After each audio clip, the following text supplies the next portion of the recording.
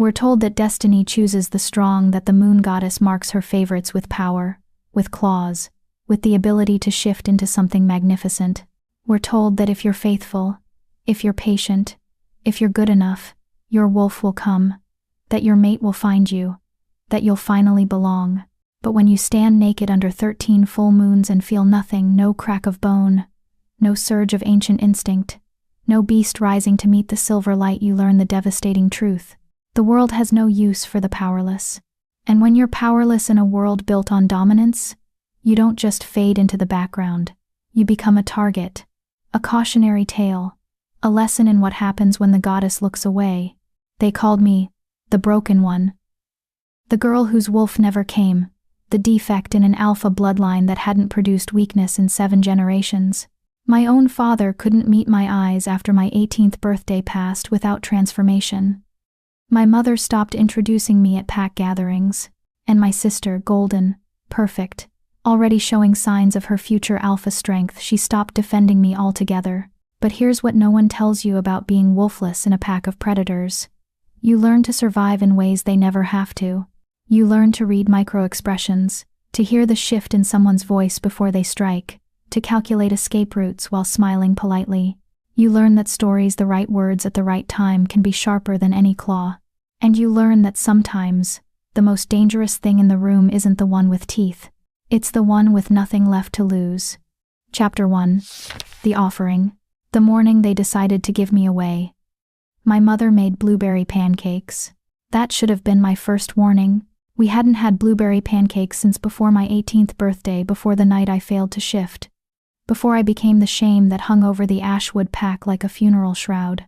But there they were, stacked high on my plate, drowning in maple syrup, with fresh butter melting into golden pools. My sister Vera wasn't eating. She sat across from me, her amber eyes, wolf eyes, the kind I'd never have, tracking every movement I made. She'd shifted for the first time 3 months ago, at 17, early, even for an alpha's daughter. The pack had celebrated for 3 days straight.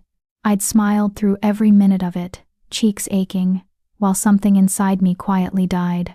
"Eat, Kiera," my mother said softly, not meeting my gaze. She'd stopped meeting my gaze 6 months ago. I picked up my fork. The pancakes tasted like ash.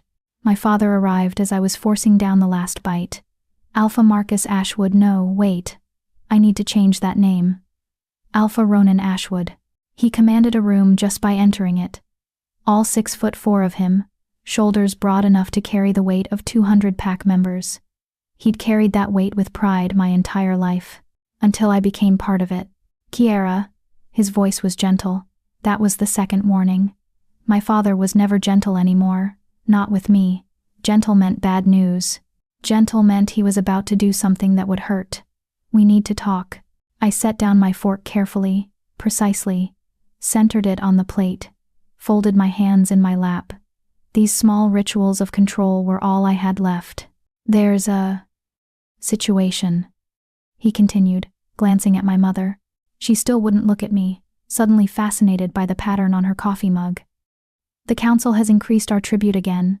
The council, the governing body of the 5 territories, made up of the strongest alphas from each region. They'd been squeezing smaller packs for years, protection money, they called it. Insurance against rogue attacks. Everyone knew it was just extortion with official paperwork. "We can't pay it," my father said bluntly. "Not in full, not this quarter. The winter was too harsh, we lost too much livestock, and..." He stopped himself, but I knew what he'd almost said. "And we've been hemorrhaging members since it became known that the alpha's eldest daughter is defective." Wolves were practical creatures. They followed strength. A pack led by an alpha who'd produced a wolfless heir? That was weakness. And weakness was contagious. "What does this have to do with me?" I asked, though I was beginning to understand, beginning to feel the walls closing in. My father finally met my eyes. In his gaze, I saw something that made my blood run cold. Resignation. He'd already made his decision. This conversation was just a formality. "The council has offered an alternative to the monetary tribute," he said. "They need servants for the northern territories, humans and others who can't shift. They're willing to accept able-bodied workers in place of payment. The room went very quiet. Even the morning birds outside seemed to sense something terrible unfolding. "You're giving me to the council," I said flatly. "Not a question." "It's not like that," my mother started, but I cut her off with a laugh. It came out sharper than I intended, edged with something that might have been hysteria if I let it loose. "What is it like then?" "You're trading me for a tax break. Kiera, does the pack know?" I looked between them. "Have you announced it yet?" "Good news, everyone. We've solved our financial problems by selling off the broken daughter. That's enough." My father's voice cracked like a whip, and I felt Vera flinch across the table. Alpha command. The kind that made pack members' wolves roll over and submit. It didn't work on me, it had never worked on me. One of the few benefits of being wolfless, but I still felt the weight of it. The anger. The shame beneath the anger. I was embarrassing him. Even now, even in this moment, my existence was an embarrassment. "You're right," I said quietly, standing up. My chair scraped against the floor with a sound like bones breaking. "I am enough. Enough to solve your problems. Enough to trade away. Just enough." "There's something else," my father said, and his voice had gone strange. "Careful. The council representative arriving today isn't just any collector. It's Beta Thornwood." I froze halfway to the door. Everyone knew about Beta Thornwood. He was the council's enforcer, the one they sent when packs couldn't pay, when examples needed to be made. He'd reportedly burned 3 pack houses to the ground last year when their alphas tried to negotiate. Wolves feared alphas feared the council, and the council used Beta Thornwood like a blunt instrument. "He specifically requested you," my father added, "by name." The floor seemed to tilt under my feet. How does he even know about me? My parents exchanged a look I couldn't decipher. "Your condition has become somewhat known outside the pack," my mother said delicately. "The only wolfless daughter of an alpha bloodline in 3 generations. It's unusual. There are rumors that the council is collecting unusual cases for some kind of experiment," I finished. "Research. Are they going to cut me open to see what's wrong with me?" "We don't know," my father admitted, "but refusing him isn't an option. He'll be here by noon." I looked at Vera. She'd been silent through all of this, her hands clasped so tightly in her lap that her knuckles were white. "Do you have anything to say?" She opened her mouth, closed it, shook her head. Of course not. Vera was perfect, strong, powerful, destined to be alpha after our father. She'd never had to fight for anything in her life. Why would she start now? Why would she risk the council's displeasure for a sister who couldn't even shift? "I need to pack," I said. "Kiera," my mother reached for me, but I stepped back. "Don't." The word came out cold, final. "You've made your choice, let me make mine." I didn't have much to pack. Wolfless pack members weren't exactly showered with resources. Most of my clothes were hand-me-downs from Vera, taken in and patched up. I had my books, my precious, worn books that I'd collected from the pack library, the ones no one else wanted because they were too old or too damaged. I had the journal where I wrote my stories, the ones I told myself late at night when the loneliness became too heavy to bear, and I had the silver locket my grandmother had given me before she died, the only member of the family who'd never looked at me with disappointment. "You're not broken," she'd whispered on her deathbed, pressing the locket into my palm. "You're just different. And different isn't wrong, it's dangerous. To them, not to you. Remember that." I'd never understood what she meant. Different was weakness. Different was wrong. Different was why I was being traded away like livestock. I was shoving the last of my books into a canvas bag when Vera appeared in my doorway. She stood there silently, watching me with those wolf gold eyes that I'd never have, that I'd wanted so desperately for 18 years. "I'm sorry," she said finally. I didn't turn around. "Are you?" I didn't know they were going to. I mean, I knew things were bad financially, but I didn't think. "You didn't think they'd choose you over me?" I faced her then. "Really, Vera? You didn't see this coming?" She had the grace to look ashamed. "I could talk to Father. Maybe if you what? Offered to go in my place?" I laughed bitterly. You're the heir. The future alpha. The golden child with the perfect wolf and the perfect future. They'd sooner cut off their own arms than trade you. That's not fair. None of this is fair. The words exploded out of me, 6 months of silence and swallowed pain erupting all at once. It's not fair that I never shifted.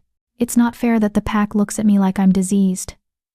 It's not fair that my own parents can't stand to be in the same room with me. And it's not fair that you get to stand there and say you're sorry when we both know you're relieved. Relieved? Vera's voice rose, her wolf flashing behind her eyes, that telltale golden glow that meant she was close to shifting. You think I'm relieved that my sister is being taken away by the most dangerous beta in the territories? I think you're relieved you'll finally stop having to explain me, to apologize for me, to watch the pack whisper about how the alpha's bloodline has been tainted. I zipped my bag closed with shaking hands. I think you're relieved that the problem is solving itself. Vera stared at me for a long moment, and I saw something in her face that might have been genuine grief. But then she squared her shoulders, and her expression hardened, alpha training, already taking root. You're right, she said quietly. I am relieved, not because I don't love you, but because watching you suffer has been killing me too, and I can't fix it. I can't make your wolf appear. I can't make the pack accept you. I can't make father see you the way grandmother did. She stepped closer, and I smelled the forest scent that clung to all shifters, pine and earth and wild things. But I can tell you this, Beta Thornwood didn't ask for you because you're broken. The council doesn't collect failures. They collect assets. Whatever they want you for, it's because you have something they need. Something that scares them enough to send their best enforcer to retrieve you personally. That's supposed to make me feel better? It's supposed to make you careful. She pressed something into my hand, a small knife with a silver blade. The kind that could hurt wolves. Grandmother gave me this before she died. She said to give it to you when the time came. I think this is that time. I looked down at the blade, then back at my sister. What did she know? I don't know. But she told me something else. Vera's voice dropped to barely a whisper. She said your wolf isn't missing. It's just sleeping, and when it wakes up, the whole world is going to feel it. Before I could respond, a howl split the air outside the pack's warning call. Someone was approaching the territory borders. Beta Thornwood had arrived. I'd imagined him as a monster, all teeth and scars and cruelty carved into flesh. But the man who stepped out of the black SUV in our pack's central square was something far worse. He was unremarkable. Average height, maybe 5 to 10. Lean build, not the massive frame most betas carried. Dark hair shot through with silver at the temples, pulled back in a neat ponytail. His face was angular, almost scholarly, with wire-rimmed glasses perched on his nose. He wore a perfectly tailored 3-piece suit like he was attending a business meeting, not collecting human tribute from a desperate pack. The only remarkable things about him were his eyes pale gray, like winter ice, and the way every wolf in the square immediately backed away from him. Even my father, an alpha in his own territory, took an involuntary step back. Power radiated off Beta Thornwood like heat off asphalt. Not the loud, aggressive dominance most wolves projected, but something colder, more certain.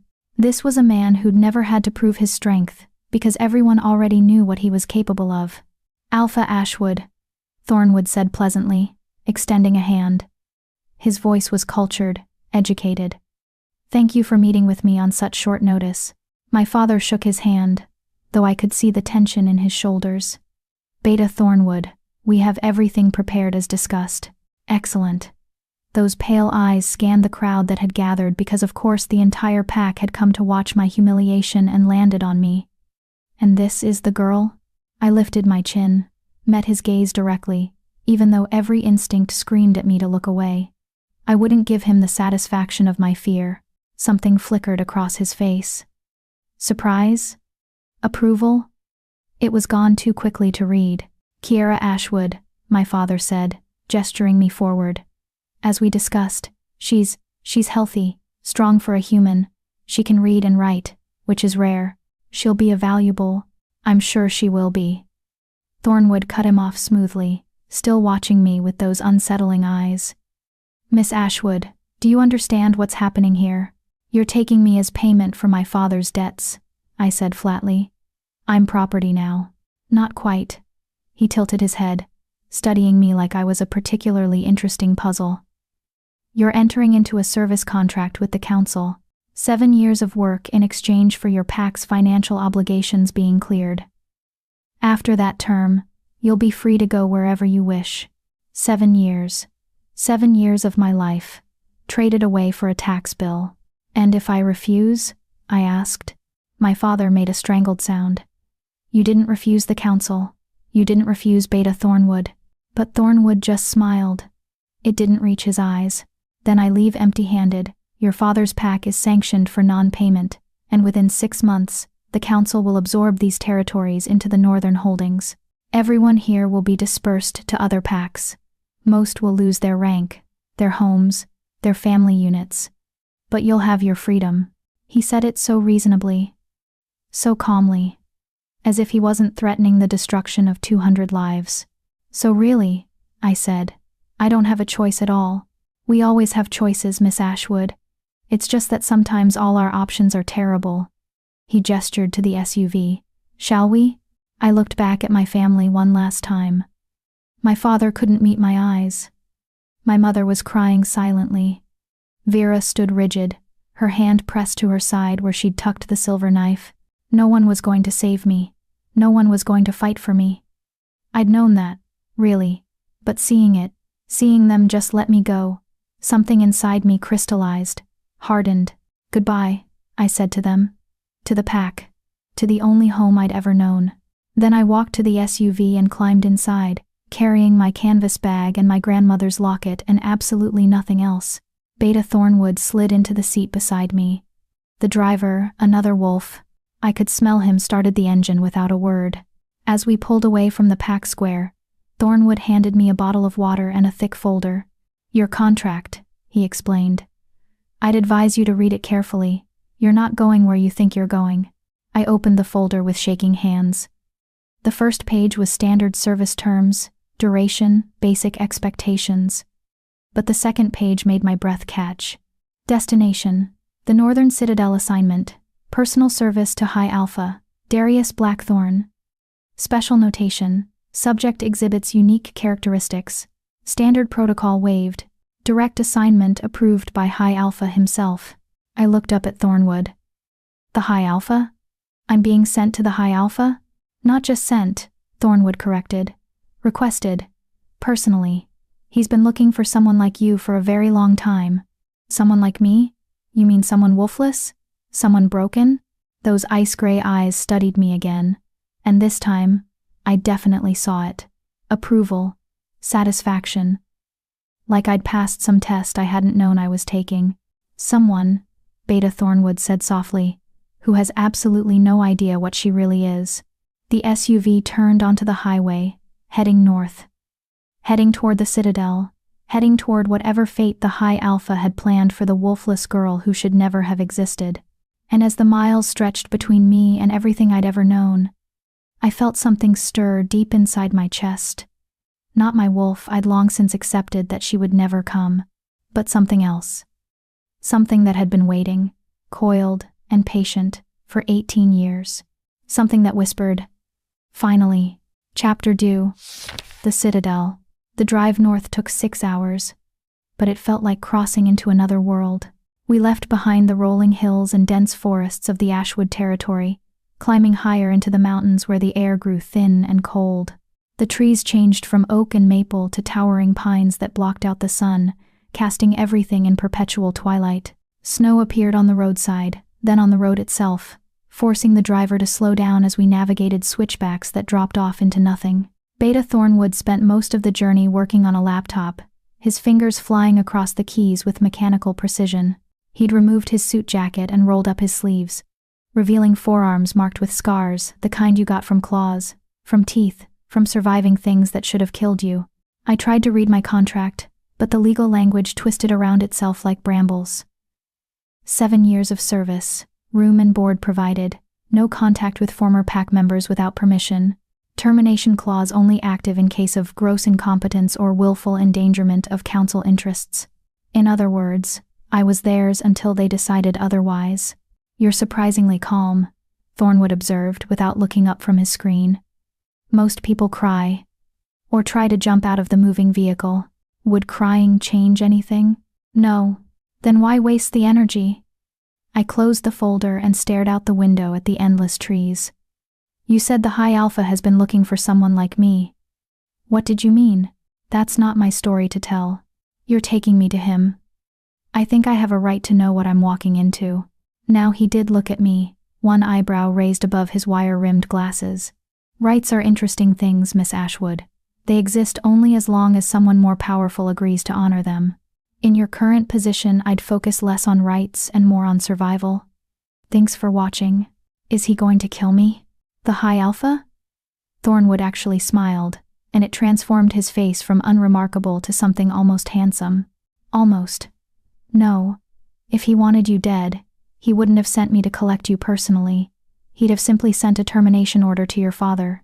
The casual way he said it, like murder was just another administrative task, made my stomach turn. Then what does he want? Thornwood closed his laptop with a soft click. Tell me, Miss Ashwood. What do you know about the origin of shifters? I blinked at the sudden change in topic. The same stories everyone knows.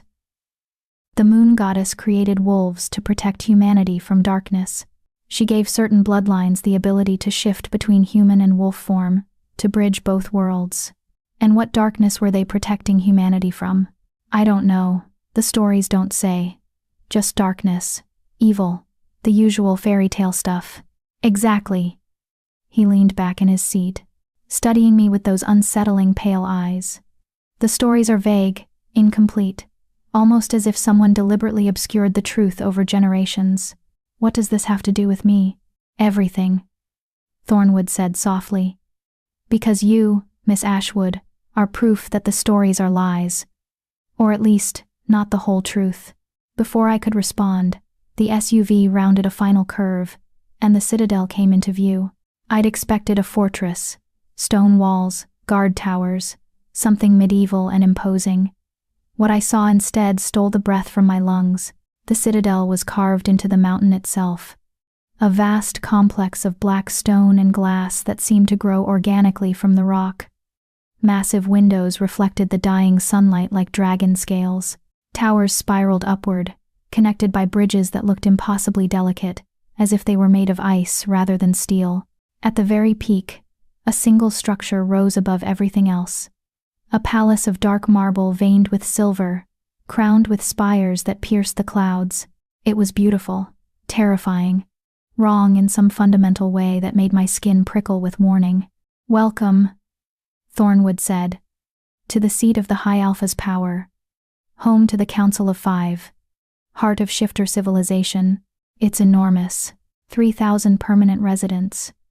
Another 1,000 in rotating positions, guards, servants, diplomats, traders. The entire northern economy runs through these walls. He gestured to the sprawling complex below the palace. The lower levels house the administrative offices, barracks, training grounds, and servant quarters. The middle levels are reserved for ranked pack members and visiting dignitaries, and the upper palace. He paused, something unreadable crossing his face. The upper palace belongs to the High Alpha alone. Is that where I'm going? Eventually. First, processing. The SUV descended into an underground garage that seemed to tunnel endlessly into the mountain. We passed security checkpoints where armed guards examined the vehicle with mirrors and scanners, their eyes glowing wolf gold in the artificial light. No one stopped us.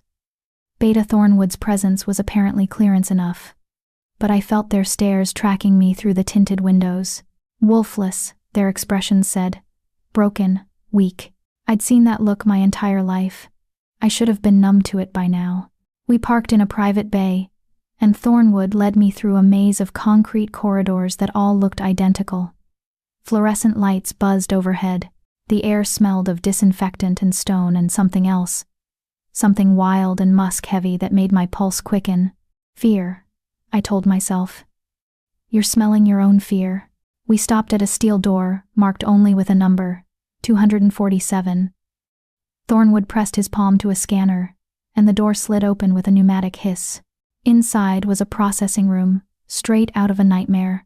White tile covered every surface, reflecting the harsh overhead lights, until the space felt both infinite and claustrophobic. Medical equipment lined the walls, scanners, syringes, instruments I couldn't name. In the center sat a single chair with restraints dangling from the arms and legs. A woman waited beside it, tall and severe in a white coat. Her hair was pulled back so tightly it seemed to stretch her skin, and her eyes were the flat black of a shark. Dr. Reeves. Thornwood greeted her with a nod. This is Kiera Ashwood. The High Alpha's special assignment. Dr. Reeves circled me slowly, examining me like I was a specimen under glass. Wolfless? Confirmed. Age of first heat? I felt my face burn. I don't. She's infertile, Thornwood said clinically. Medical records confirm no heat cycles, no pheromone production, no mate bond capability. The doctor made a note on her tablet. Interesting. And the bloodline? Pure alpha heritage on both sides. 7 generations of unbroken alpha succession on her father's line. 6 on her mother's, which makes this even more curious. Dr. Reeves grabbed my chin, tilting my face toward the light. Her fingers were cold, impersonal. No physical abnormalities, good bone structure, clear skin. By all external measures, she should have shifted. But she didn't, Thornwood said, which is why she's here. The doctor released me and gestured to the chair. Sit. We need samples, blood, saliva, hair follicles with roots attached. Standard medical scan. The High Alpha wants a complete baseline before she stopped herself, before she begins her duties. I didn't move. What if I refuse? Dr. Reeves looked at Thornwood. He sighed, removed his glasses, and pinched the bridge of his nose like I was a particularly tedious problem. Miss Ashwood, we can do this 2 ways. You can sit in the chair voluntarily, and this will be quick and relatively painless. Or I can have you restrained, and Dr. Reeves will take what she needs while you scream. The High Alpha wants you functional, not comfortable. Choose. The casualness of the threat, the absolute certainty that he would follow through, made my decision for me. I walked to the chair and sat down, gripping the armrests until my knuckles went white. Smart girl, Dr. Reeves murmured, already moving toward me with a needle. The next hour was a blur of clinical violation. Blood drawn from both arms. Saliva swabbed, hair yanked out by the roots. A full-body scan that left me feeling exposed despite being fully clothed. Dr. Reeves worked in silence, efficient and detached, while Thornwood stood by the door reading something on his phone. I focused on breathing. On staying present. On not letting them see how much this was breaking me. Remarkable, Dr. Reeves finally said, studying her tablet. Her DNA shows all the markers for shifter heritage. The genetic sequences are intact. By every measurable standard, she should be able to shift. But the activation gene, the one that triggers first transformation, it's dormant, not absent, not damaged, just asleep. She looked at me with something that might have been hunger. I've never seen anything like it. It's as if her wolf is there, fully formed, just waiting for the right stimulus to wake it. My grandmother's words echoed in my mind. Your wolf isn't missing, it's just sleeping. And when it wakes up, the whole world is going to feel it. Can you wake it? Thornwood asked. I don't know. I'd need time to study her, run more tests. You'll have your opportunity, but not yet. The High Alpha wants her as she is for now. He checked his watch. We're late. He's waiting. Dr. Reeves looked disappointed, but she stepped back. Send her back to me weekly for monitoring. If there are any changes, any signs of activation, I want to know immediately. Of course. Thornwood gestured for me to stand. Come along, Miss Ashwood. Time to meet your new master. The palace was accessed through a private elevator that required both a keycard and a fingerprint scan. As we rose through the mountain, my ears popped from the pressure change. Thornwood had put his suit jacket back on and straightened his tie, the casual demeanor from earlier replaced by something more formal, more careful. He was nervous, I realized. Beta Thornwood, the council's most feared enforcer, was nervous about this meeting. That should have terrified me.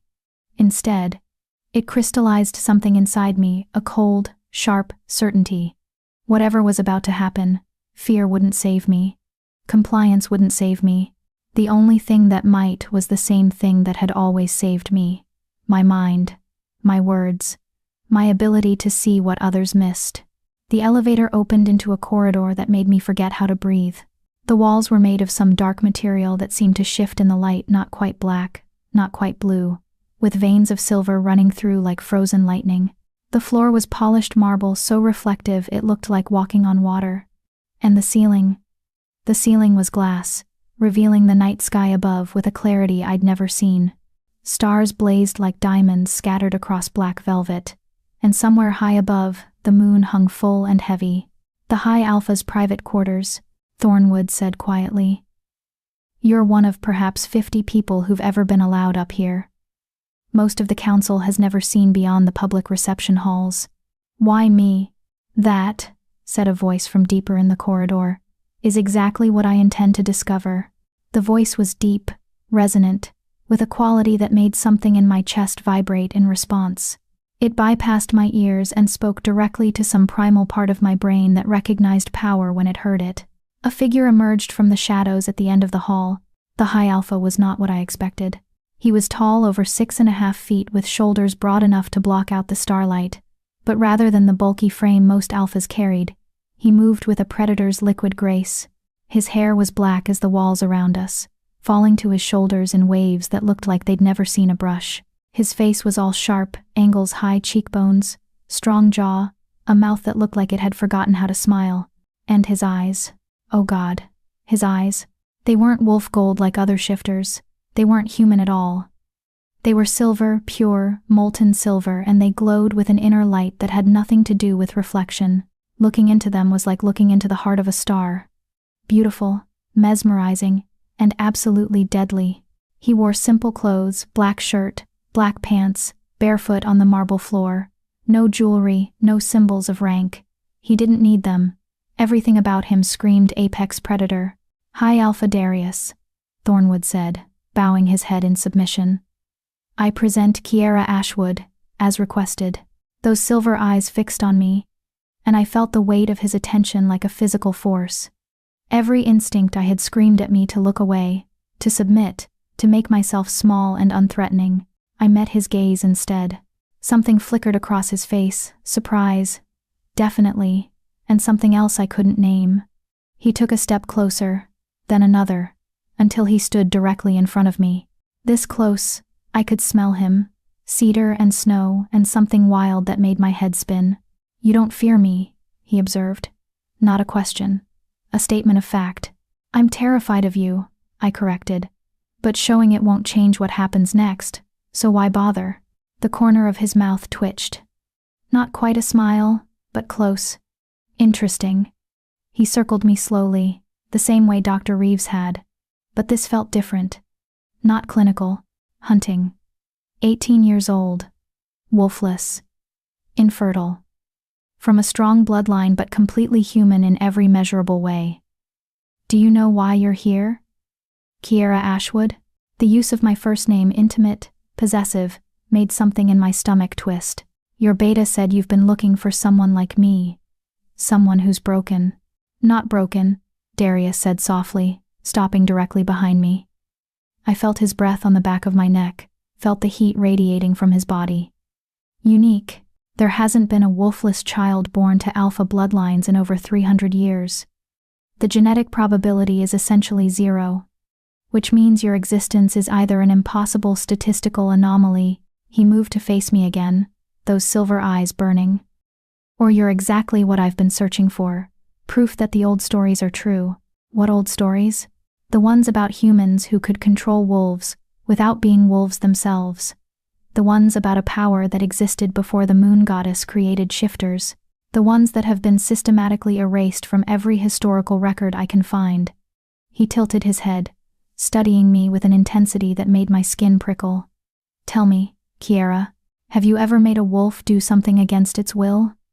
Have you ever spoken a command and had it obeyed by a shifter, even though you have no alpha authority?"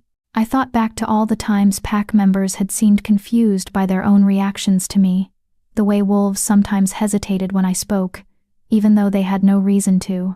The strange incidents that I'd always attributed to luck or coincidence, I don't know, I said honestly. Maybe. I thought I was imagining it. You weren't. Darius stepped back, gesturing down the corridor. Come. We have much to discuss, and I find I'm curious about you, Kiera Ashwood. Very curious indeed. He turned and walked deeper into the palace, clearly expecting me to follow. I looked back at Thornwood. The beta gave me the smallest nod, not quite encouragement, but acknowledgement. You're on your own now. I adjusted the strap of my canvas bag on my shoulder and followed the high alpha into the darkness, each step taking me further from everything I'd ever known and closer to whatever truth he'd brought me here to find. Behind us, the elevator doors closed with a soft chime. There was no going back now. If Kiera's journey is breaking your heart the way it's breaking mine, hit that subscribe button, because girls like Kiera, the ones discarded by their own families, the ones told they're worthless, they deserve witnesses. They deserve people who won't look away when the world tries to erase them. Drop a comment and tell me, have you ever been the one nobody wanted? The mistake everyone tried to hide? Because Kiera needs to know she's not alone in this, and honestly, so do you. Chapter 3. The Beast Beneath. The High Alpha's private chambers were a study in contrasts. The main room was vast, with floor-to-ceiling windows that overlooked the entire Northern Territories. I could see for miles endless forests blanketed in snow, mountains jutting up like broken teeth. And far below, the lights of the Citadel complex glittering like a constellation brought to Earth. The furnishings were sparse but exquisite. A massive desk, carved from a single piece of dark wood. Bookshelves that climbed to the vaulted ceiling. Leather chairs positioned near a fireplace, where flames danced without any visible fuel source. But beneath the elegance, there was something raw, feral. Deep gouges scarred the marble floor, the kind made by claws that should never have been indoors. One entire wall was bare stone, the mountain itself exposed, with scratch marks that went up 20 feet, impossible for any human or wolf to reach. And the smell. Beneath the cedar and snow, there was something else, something that made the hair on the back of my neck stand up. Not quite wolf, not quite human. Something other. Darius moved to a sideboard and poured 2 glasses of amber liquid from a crystal decanter. Sit, he said, gesturing to one of the leather chairs. I remained standing. I'd rather not. He turned, one eyebrow raised. In his hand, the glass caught the firelight, turning the liquid to molten gold. Is this defiance, or just stubbornness? Self-preservation. Every instinct I have says sitting down in front of a predator is a bad idea. That almost smile flickered across his face again. Smart. He set down the glasses and leaned against the desk, crossing his arms. Very well. Stand if you prefer. But you might want to brace yourself for what I'm about to tell you. I've been traded away by my family, poked and prodded like livestock, and brought to a mountain fortress to meet an alpha whose eyes shouldn't exist. I think I'm already braced. Are you? Those silver eyes pinned me in place. Tell me, Kiera, what do you know about the Forgotten War? I searched my memory. There was a great war before the territories were unified. Different packs fighting for dominance. It lasted decades and nearly destroyed shifter civilization. The council was formed to prevent it from happening again. That's the sanitized version. They teach children. The truth is far more interesting and far more dangerous. Darius pushed off from the desk and began to pace, his movements restless, barely contained. The Forgotten War wasn't between shifter packs. It was between shifters and something else. Something that had the power to control us, to command us, to strip away our free will with nothing more than their voice. My mouth went dry. That's not possible. Shifters answer only to rank and dominance.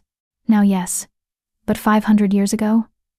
He stopped at the window, his reflection ghostly in the glass. 500 years ago, there was another kind of power. Humans. A specific bloodline of humans who could speak in a frequency that bypassed our consciousness and went straight to the wolf. They called themselves speakers, and they ruled over shifters like gods. The stories say the moon goddess created wolves to protect humanity. The stories lie. He turned to face me, and in the firelight, his eyes seemed to burn brighter. The moon goddess didn't create wolves. She created a defense against the speakers. She took human bloodlines and gave them the ability to shift, to access animal instinct and strength, hoping it would make them immune to speaker commands. It worked. Partially. Shifters could resist speakers better than regular humans, but we were never truly free of their influence. I thought of all the times I'd spoken and wolves had obeyed without understanding why. All the moments I'd attributed to luck or coincidence. You think I'm one of these speakers? I think, Darius said carefully, that you carry the bloodline. Whether the power is active or dormant remains to be seen. That's what I intend to discover. And if I am? If I have this power? Then you're the first speaker born in over 300 years. And you're either the most valuable asset in the territories, his expression darkened, or the most dangerous threat to every shifter alive. The weight of his words settled over me like a shroud. Is that why I'm wolfless? Because I'm supposed to be something else? Perhaps. Or perhaps your wolf is there but suppressed by the speaker gene. Dr. Reeves said your activation marker is dormant, not absent. That suggests both bloodlines are present, locked in some kind of stalemate. He moved closer, each step deliberate. Tell me what happened on your 18th birthday, when you failed to shift. Every detail, no matter how small. I didn't want to revisit that night. It had been the worst night of my life. The death of every hope, every dream, every possibility for belonging. But something in his voice compelled honesty. It was a full moon. The pack gathered in the ceremonial clearing like always. My sister had shifted 3 months earlier, and everyone expected me to be even stronger because I was older, firstborn. I wrapped my arms around myself, suddenly cold despite the fire. My father performed the traditional blessing. My mother painted the moon symbols on my skin. When midnight came, I walked to the center of the circle and waited. What did you feel? Nothing. Everyone else described it like a storm building inside them, this pressure that had to break free. I felt empty, hollow, like there was supposed to be something there, but it had been scooped out and replaced with air. I closed my eyes, but the memory played behind my eyelids anyway. I stood there for an hour. The pack kept waiting, thinking maybe it just needed more time. My father tried to trigger it with his alpha command. Nothing worked. Eventually, people started leaving. By dawn, it was just my family and me, and they couldn't even look at me. When I opened my eyes, Darius was standing directly in front of me. I hadn't heard him move. Did anyone touch you during the ceremony? Speak words that seemed strange or out of place? My grandmother came to see me before it started. She was too sick to attend the actual ceremony, but she insisted on seeing me first. I remembered her frail hands gripping mine, the fevered brightness in her eyes. She said my wolf was sleeping, that it would wake when the time was right. She made me promise to remember that I wasn't broken, just different. Your grandmother. Darius's voice had gone very quiet. What was her maiden name? I don't know. She married into the Ashwood pack before my father was born. Why? Because I think your grandmother knew exactly what you are. I think she recognized the signs and tried to warn you. He reached out slowly, giving me time to pull away, and touched the silver locket hanging around my neck. May I? I nodded, and he opened it with careful fingers. Inside were 2 pictures, one of my grandmother as a young woman, beautiful and fierce, and one of a symbol I'd never understood, 3 interlocking circles with a crescent moon in the center. Darius's expression shifted to something almost like awe. This is the mark of the speaker families. The 3 circles represent the triad of power: body, mind, and voice. The crescent represents the incomplete moon power that waxes and wanes, but never truly disappears. If my grandmother knew, why didn't she tell me? Why let me suffer thinking I was defective?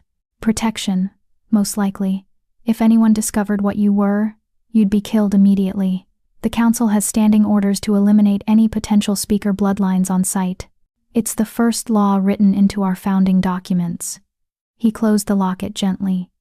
Your grandmother kept you safe the only way she could, by keeping you ignorant. But you're part of the council, the High Alpha.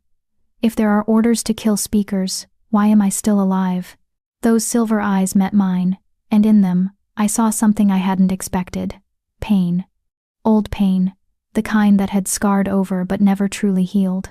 Because I'm not like other shifters, Darius said softly. I'm not even really a wolf.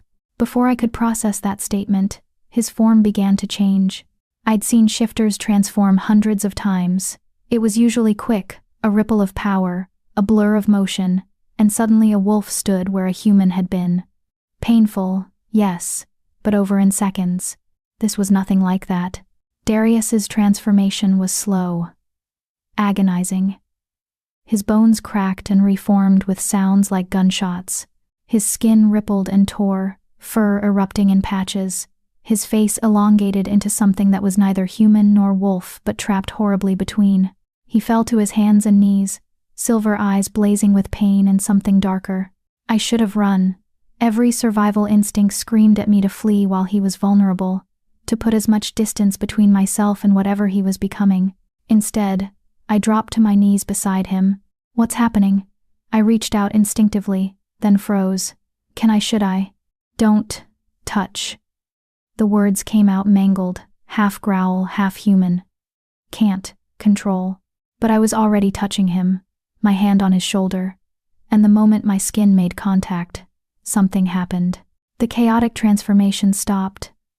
Just froze mid-shift, his body suspended between forms, and I felt it, a connection snapping into place like a key turning in a lock, a frequency that resonated between us. Without thinking, without understanding what I was doing, I spoke. Be still. It wasn't loud, barely a whisper, but the command in it, the power reverberated through the room like thunder. Darius's body shuddered once, twice, then began to shift again, but this time it was controlled, smooth. Within seconds, he was fully transformed into, my breath caught. He wasn't a wolf. He was something far older, far more terrifying. Easily 8 feet tall at the shoulder, with fur so black it seemed to absorb light. His head was massive, with jaws that could crush stone. But his eyes were still silver, still conscious, still utterly aware. A dire wolf. The kind from legends, from the old times before the territories, before civilization, the kind that had supposedly gone extinct centuries ago. You're beautiful, I whispered, and meant it. The great beast Darius lowered his head slowly until it was level with mine. His breath was hot against my face, carrying that cedar and snow scent amplified 100-fold. He studied me with those intelligent silver eyes, and I felt the weight of his attention like a physical caress. Then he did something that shocked me to my core. He pressed his massive head against my chest, just over my heart, and made a sound that was almost like a purr. Submission. From the high alpha, from the most powerful shifter in all the territories, to me, the wolfless girl, the broken one. My hand moved without conscious thought, burying itself in his fur. It was softer than I'd imagined, thick and warm. Beneath it, I could feel his heartbeat slower than it should be, stronger, like a drum echoing through earth. I don't understand, I said. What are you? He pulled back and began to shift again. This time, the transformation was quick, painless, perfectly controlled. In moments, Darius stood before me again, naked and unbothered by it, his chest heaving with exertion. I'm a mistake, he said. A genetic throwback to before shifters were refined by the moon goddess. Most alphas have increased size and strength in wolf form. I have this, he gestured at himself. Something that should be extinct, something that requires an enormous amount of will to control. Without constant focus, I could lose myself entirely to the beast, become feral, mindless. But when I touched you, when I spoke, you shifted perfectly, because you commanded it.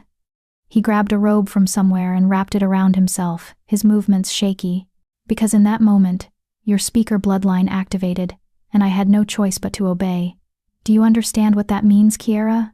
You controlled me, the high alpha, the beast that every wolf in these territories fears. You brought me to heel with 2 words. I stared at my hands like they belonged to a stranger. I didn't mean to. I just wanted to help. Intent doesn't matter. Power matters, and you have power over me.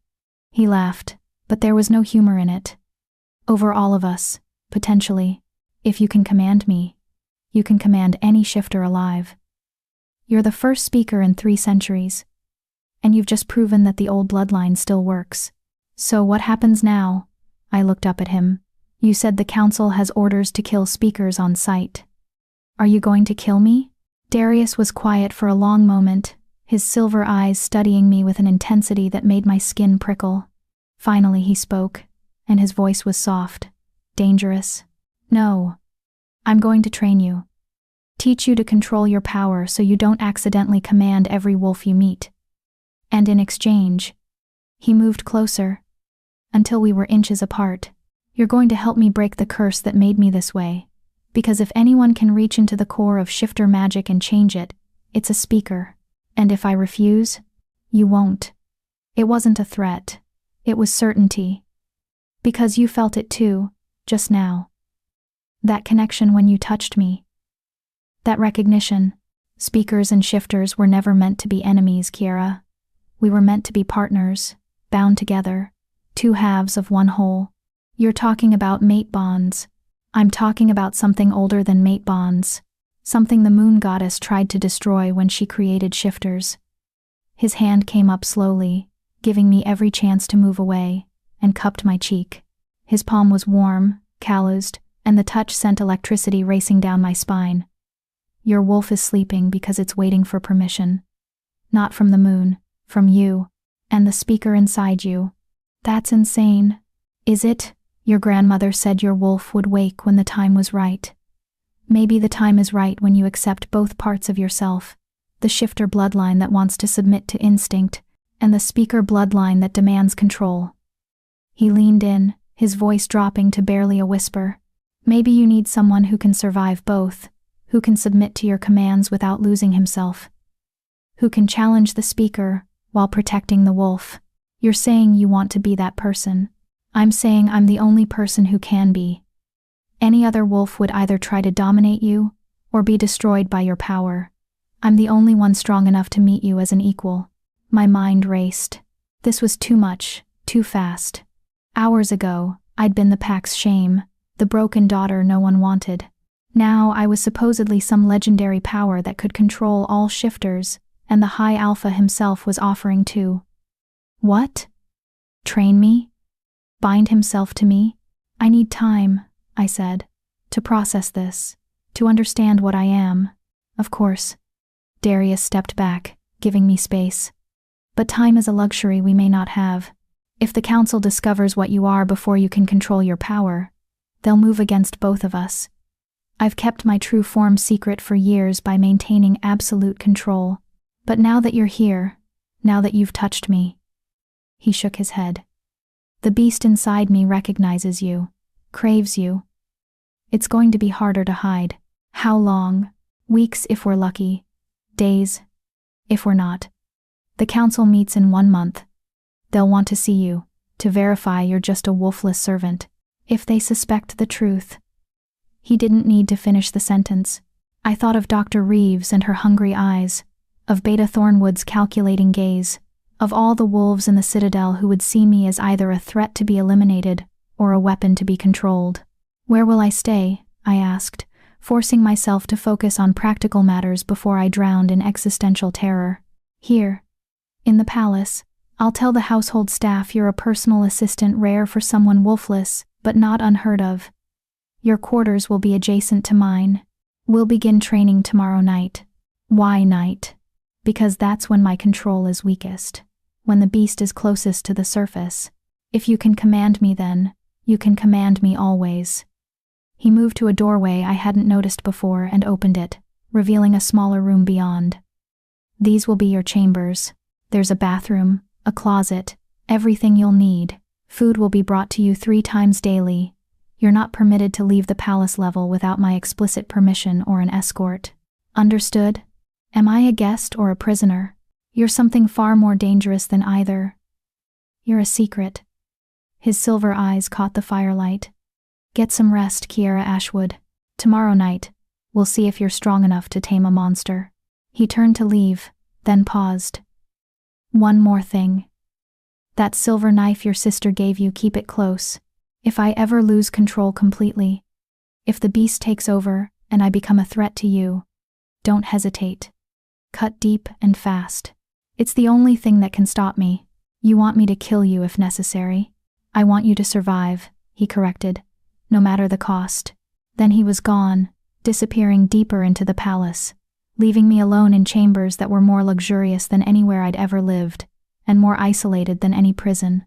I walked into the room that was now mine, and closed the door, leaning against it as my legs finally gave out. I slid down to the floor, my canvas bag clutched against my chest, and tried to process everything that had just happened. I was a speaker. Some kind of legendary human who could control wolves with my voice. The High Alpha was a dire wolf, something that shouldn't exist, and he wanted me to help him break a curse. My wolf wasn't missing. It was sleeping, waiting, and somewhere deep inside my chest, in a place I'd thought was hollow and empty, something stirred. Like a giant eye opening after a long slumber. Like a creature uncurling from centuries of sleep. Not my wolf. Something else. Something that had been waiting for this exact moment. I pulled out my grandmother's locket and opened it, staring at the symbol I now understood. 3 circles. Body, mind, and voice. The incomplete moon. What am I? I whispered to her picture. But grandmother was long dead, and the only person who could answer that question was the monster sleeping somewhere in the rooms beyond, dreaming his cursed dreams. I touched the silver knife hidden in my bag, and wondered if I'd have the strength to use it when the time came. Then I closed my eyes and tried to sleep, knowing that nightmares were waiting, knowing that some of them would be real. Chapter 4. The first lesson. I didn't sleep. How could I, knowing what I now knew? Every time I closed my eyes, I saw Darius's agonizing transformation, felt the moment my voice had commanded him to stillness, remembered the weight of that massive direwolf head pressed against my chest, in what could only be described as reverence, or recognition. By the time pale dawn light filtered through the windows of my new chambers, I'd worn a path in the plush carpet from pacing. I'd unpacked my meager belongings, books arranged on the shelf provided, clothes hung in a closet designed for someone with an actual wardrobe, my journal hidden under the mattress out of instinct. The silver knife stayed within reach on the nightstand, gleaming in the morning light like a promise. Or a threat. A knock on the door made me jump. "Miss Ashwood?" A female voice, cautious. "I've brought breakfast." I opened the door to find a young woman girl. Really, she couldn't be more than 16, holding a silver tray laden with food. She had the telltale gold flicker in her eyes that marked her as a shifter, but her scent was muted, submissive. Omega, probably. Assigned to servant duties. "Thank you," I said, taking the tray. "What's your name?" She blinked, clearly surprised I'd asked. "Luna, miss. If you need anything, there's a bell pull by your bed. I'm assigned to this wing." "Luna." I gestured for her to come in, setting the tray on the small table by the window. "Can I ask you something?" She stepped inside hesitantly, her body language screaming discomfort. Being alone with someone wolfless probably violated every instinct she had. We were weak, vulnerable, wrong, but she was too well trained to refuse. "What's the High Alpha like?" I asked. "Really like, I mean, not the official version." Luna's eyes went wide, and she glanced at the door like she expected Darius to materialize. "I shouldn't, it's not my place to. I'm not asking you to gossip. I'm asking because I'll be working closely with him, and I need to understand." I softened my voice, made it gentle rather than commanding. The last thing I wanted was to accidentally activate whatever speaker power I supposedly possessed. "Please, I'm scared, and I'm alone, and anything you can tell me would help." Something in my honesty must have reached her, because Luna's shoulders relaxed slightly. "He's intense. Demands perfection, but isn't cruel about it. Keeps to himself mostly, no personal relationships, no favorites, no weakness anyone can exploit. The staff respects him, but we're also terrified of him." "Why terrified?" "Because we've all heard him, late at night, from the restricted wing. Sounds that aren't quite human, aren't quite wolf. Like something's trying to claw its way out from inside him." She lowered her voice to barely a whisper. "There are rumors, he's cursed. That the moon goddess herself punished him for some ancient sin. That he's slowly losing the battle to stay in control." My skin prickled. "Has he ever hurt anyone?" Not that I know of. But there was an incident, years ago, before I came here. A visiting alpha challenged him publicly, questioned his fitness to lead. They say the high alpha transformed right there in the council chamber, not into a normal wolf, but into something else. Something massive and terrible.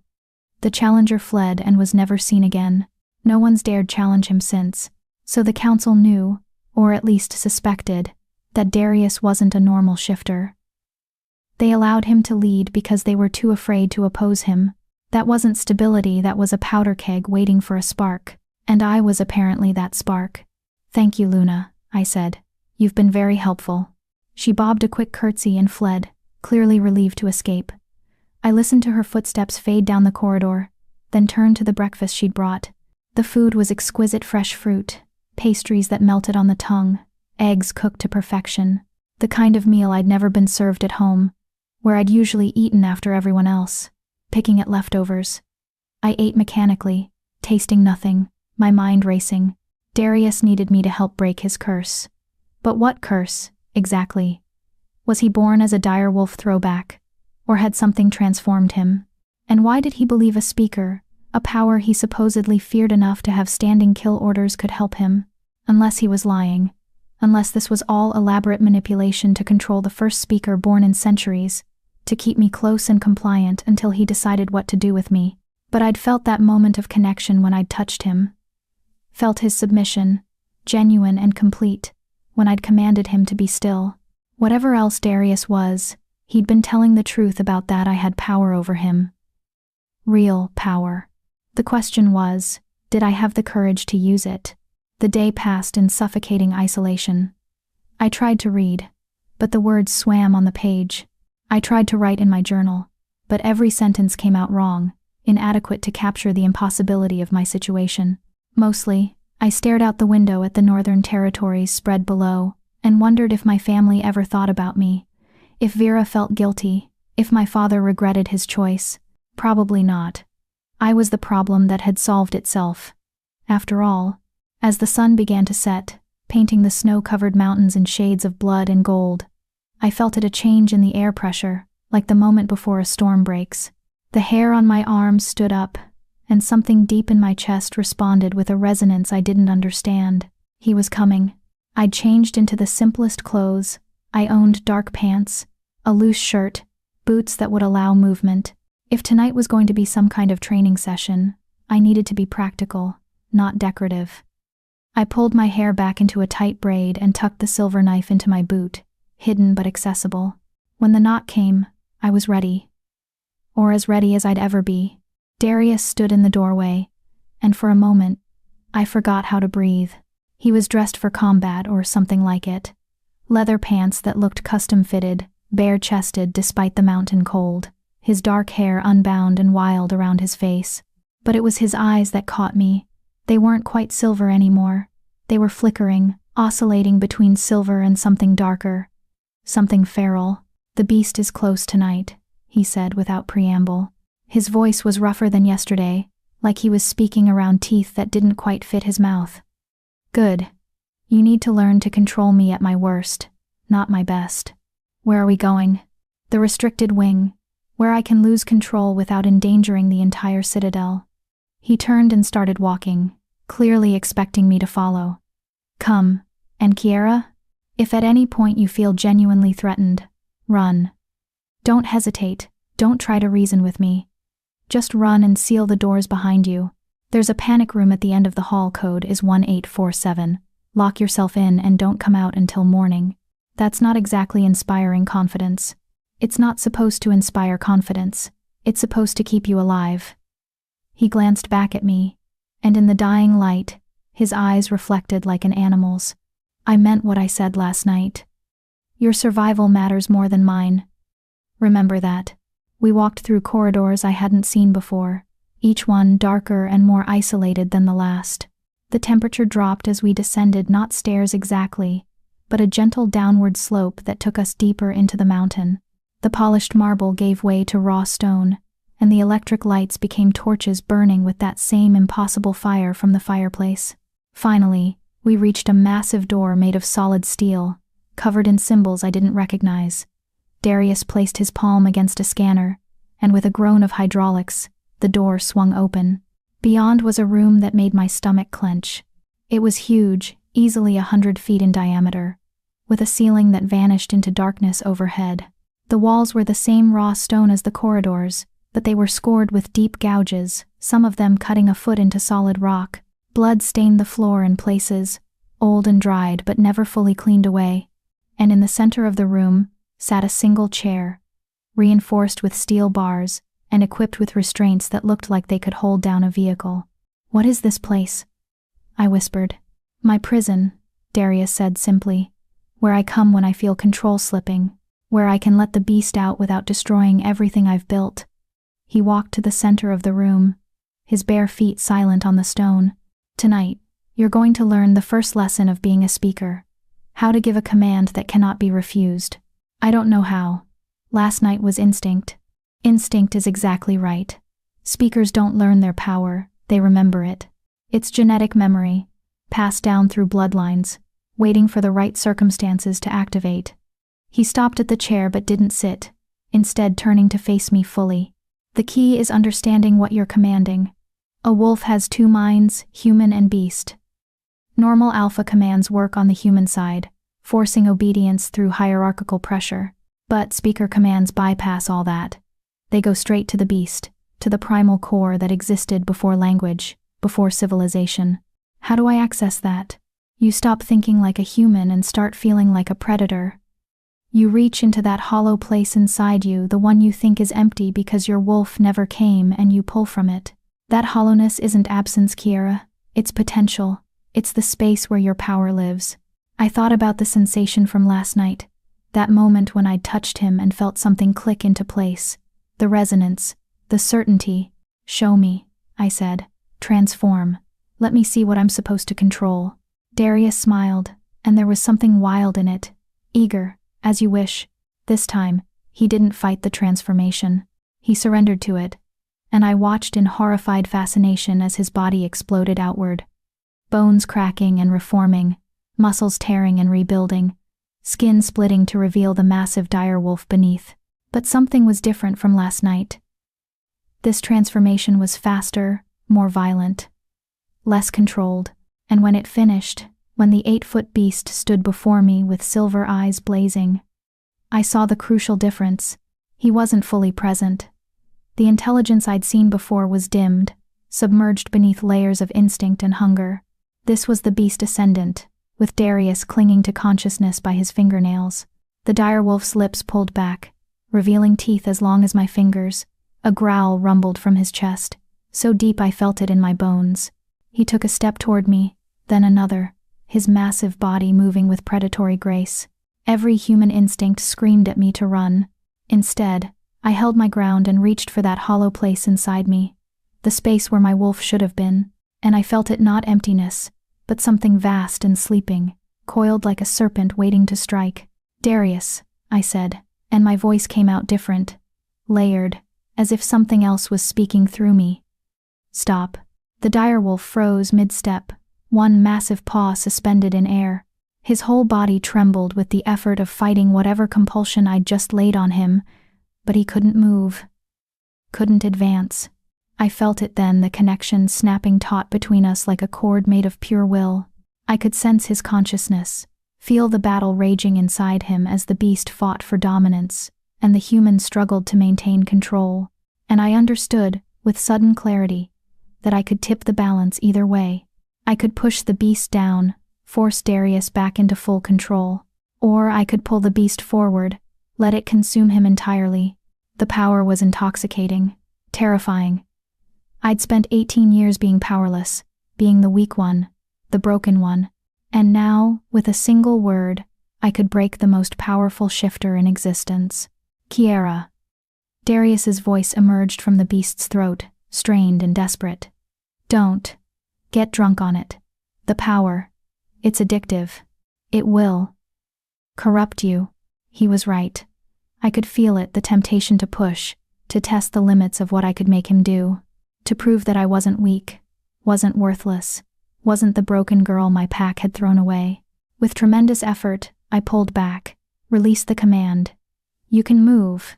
The dire wolf shuddered and immediately backed away, putting distance between us. Then he began to shift again, but this time it was all wrong, too fast, too chaotic. He was losing his grip, the beast trying to reassert control, even as the human fought to surface. Darius, I stepped forward without thinking. Focus on my voice, follow it back. But he couldn't hear me. The transformation was stuck, his body caught in that horrible in-between state, and I could see the pain in those silver eyes as both sides of him tore at each other for dominance. I did the only thing I could think of. I closed the distance between us and placed both hands on his malformed face. Ignoring the heat of his skin, the wrongness of his half-transformed features. Be human, I commanded, putting every ounce of will I possessed into the words. Be Darius. Come back. The power flowed through me like lightning, and I felt it the exact moment the speaker command overrode everything else, forcing his body to comply. The transformation completed in a rush, and suddenly I was holding a human face instead of a beast's muzzle. Darius collapsed against me, his full weight driving us both to our knees. He was shaking, gasping for breath, his skin fever-hot and slicked with sweat. I've got you, I murmured, and was surprised to find I meant it. This man, this monster who'd bought me like property, who represented everything I should fear, I was holding him like something precious. You're okay. You're human. You're here. That was. He pulled back enough to look at me, and his eyes were pure silver again, fully his own. That was extraordinary. You didn't just command the beast, you commanded both sides of me at once. Forced unity, where there should be war. Is that what the curse is? You can't reconcile your human and beast sides? It's more complicated than that. He stood on shaky legs, offering me a hand up. But yes, essentially. The dire wolf form is too powerful, too primitive. It wants to consume the human entirely. Every transformation is a battle to come back. Eventually, maybe in years, maybe in months, I'll lose that battle. I'll become dire wolf permanently, and the human will die. And you think I can stop that? How? Because speakers were originally created to be bonds for shifters, not masters, partners. The moon goddess took that away when she reformed shifter magic, severed the bond so wolves could be independent. But the genetic memory is still there, in both our bloodlines. If we can reforge that bond. He stopped, suddenly looking uncertain, vulnerable in a way I hadn't seen before. If we can connect the way speakers and shifters were meant to, maybe it will give me an anchor. Something to hold on to when the beast tries to take over. You're talking about a permanent bond, like mates. Similar, but older, deeper. Mate bonds are romantic, chosen. Speaker bonds are fundamental, soul deep. Once forged, they can't be broken except by death. I stared at him, trying to process what he was asking. You want me to bind myself to you, forever, to be responsible for keeping your beast under control for the rest of our lives? Yes. That's insane. I'm 18 years old. I barely understand what I am, and you want me to tie my entire existence to yours? I know it's unfair. I know you deserve better than being a cage for a monster. But Kiara, he reached out and took my hand, his fingers gentle despite the calluses. You're the first speaker in 3 centuries. If you die, that power dies with you. The council will make sure of it. They'll eliminate anyone connected to you, purge the bloodline entirely. But if you're bound to me, if you're under my protection with a legitimate purpose for existing, they can't touch you. So this isn't just about saving you. It's about saving me too. It's about saving both of us. And maybe... He hesitated, and for a moment, he looked young, lost. Maybe finding something that was taken from both our bloodlines. Connection, purpose, belonging. The words hit harder than they should have. Belonging. That's all I'd ever wanted, to belong somewhere. To someone. To be valued for what I was, rather than rejected for what I wasn't. But binding myself to Darius meant accepting that I'd never have a normal life. Never have choices. Never be free to discover who I could become without a monster's leash around my neck. Except, was that really different from what I'd already lost? I'd never had freedom in my pack. Never had choices. I'd been trapped by my wolflessness just as surely as Darius was trapped by his beast. At least this trap came with power, with purpose, with someone who looked at me and saw potential instead of failure. I need time, I said finally, to learn control, to understand what I am. I'm not saying no, but I'm not saying yes either. Not yet. Fair enough. Darius released my hand and stepped back, giving me space. We'll continue training, every night, until you're strong enough to control me, even at my worst. And when you're ready, if you're ever ready, we'll perform the binding ritual. And if the council discovers what I am before then? His expression hardened, and I saw the high alpha emerge, the leader who'd held power through fear and strength. Then I'll do what I've always done. Whatever is necessary to survive, even if that means declaring war on the council itself. The casual way he said it, war against the most powerful governing body in the territories, should have terrified me. Instead, it was oddly comforting. Whatever else Darius was, he was committed. He'd fight for me, protect me, even against impossible odds. No one had ever fought for me before. Same time tomorrow? I asked, and was surprised to find I meant it. Despite the fear, despite the danger, some part of me was eager to return, to explore this power, to see what else I could do. Same time, he confirmed. But Kiera? Tonight went better than I expected. You have good instincts, but don't let your guard down. The beast knows you now. It knows you can control it. And it's going to fight back. What do you mean? I mean, the next time you command me, the direwolf will try to resist. It will test you, push against your will, look for weaknesses. You need to be stronger, more certain, because if you hesitate, if you show even a moment of doubt, his silver eyes bored into mine, that's when it will strike. A chill ran down my spine. Will you still be in control, if it strikes? I don't know, he admitted. That's what makes this dangerous. For both of us. He walked me back to my chambers, maintaining a careful distance, his posture rigid with the effort of staying in control. When we reached my door, he paused. You did well tonight, better than I hoped.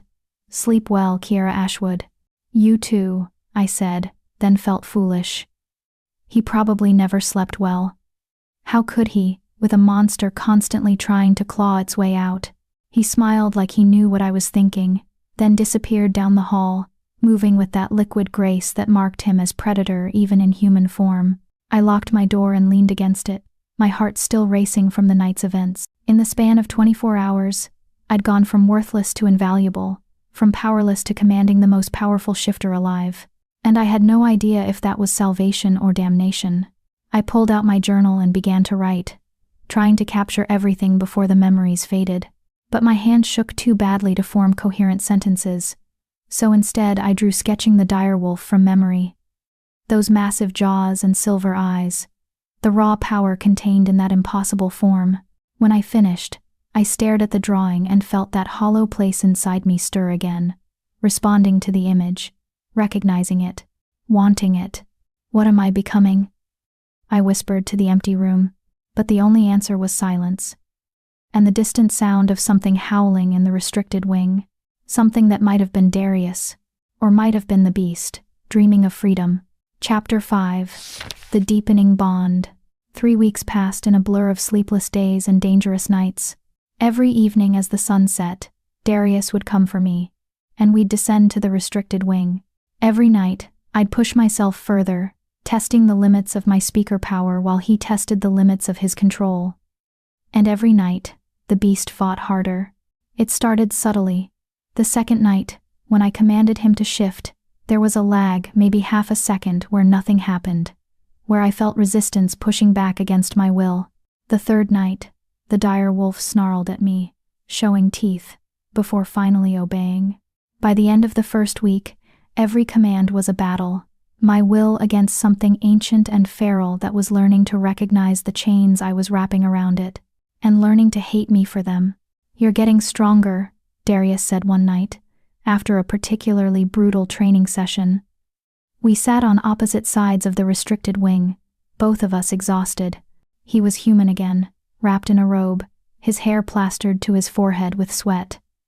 3 weeks ago, It took everything you had to make me stop mid-transformation. Tonight, you held me in wolf form for 20 minutes against the beast's full resistance. It doesn't feel like progress. It feels like every night gets harder. I rubbed my temples, trying to ease the headache that always came after extended use of my power. It was like a muscle I'd never used before necessary, growing stronger, but the development was painful. That's because the beast is adapting, learning your patterns, finding the edges of your control.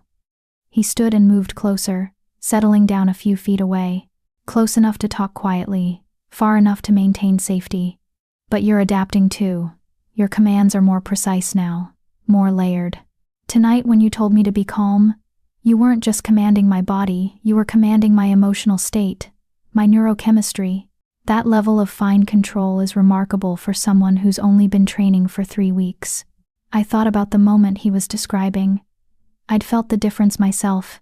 Instead of a blunt instrument forcing obedience, it had been more like adjusting the strings of a musical instrument until the note rang true, finding the exact frequency that would resonate with his beast and make it settle.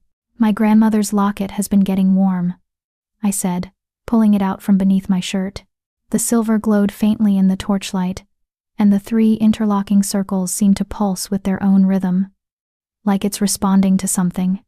Does that mean anything? Darius leaned forward, studying the locket with intense focus. May I? I unclasped it and handed it over. The moment it left my skin, I felt the loss, a subtle absence I hadn't noticed accumulating. Like part of my power had been stored in the metal itself. He turned it over in his hands, examining the symbols with reverence. This isn't just a marker of speaker heritage, it's an amplifier. See these inner markings? He traced a pattern I'd never noticed, too small to see without close inspection. This is old magic, pre-goddess. The kind of thing that should have been destroyed centuries ago when the council purged all speaker artifacts. My grandmother wore it every day of her life. If it's so dangerous, why didn't anyone notice? Because it only activates in the presence of active speaker power. To everyone else, it's just jewelry. But to you, he handed it back, and the moment I touched it, warmth flooded through me. To you, it's a battery, storing excess power when you're not using it, ready to amplify your commands when you need extra strength. I clasped it around my neck again, feeling the weight settle against my chest like a second heartbeat. Will I need extra strength? His expression darkened. The council meeting is in 1 week. They'll want to see you, interview you, verify you're just a wolfless servant. Beta Thornwood will be there, and he's not stupid. If he suspects anything, he already knows. I interrupted. He had to know what I was when he came to collect me. The way he talked about me being unique, the special notation in my contract. He knew, Darius. I know. But there's a difference between suspecting and confirming.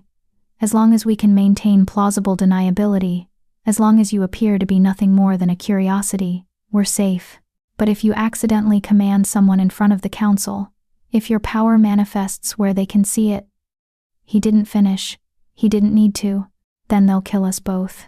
They'll try. The certainty in his voice was chilling. I've spent years building power, establishing alliances, creating contingencies. If it comes to war, I won't go down easily.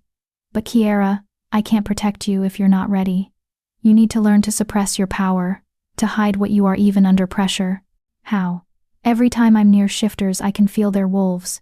It's like hearing 1,000 conversations at once, all in a language I'm only just learning to understand. How do I ignore that? You don't ignore it. You learn to listen without responding, to feel without commanding.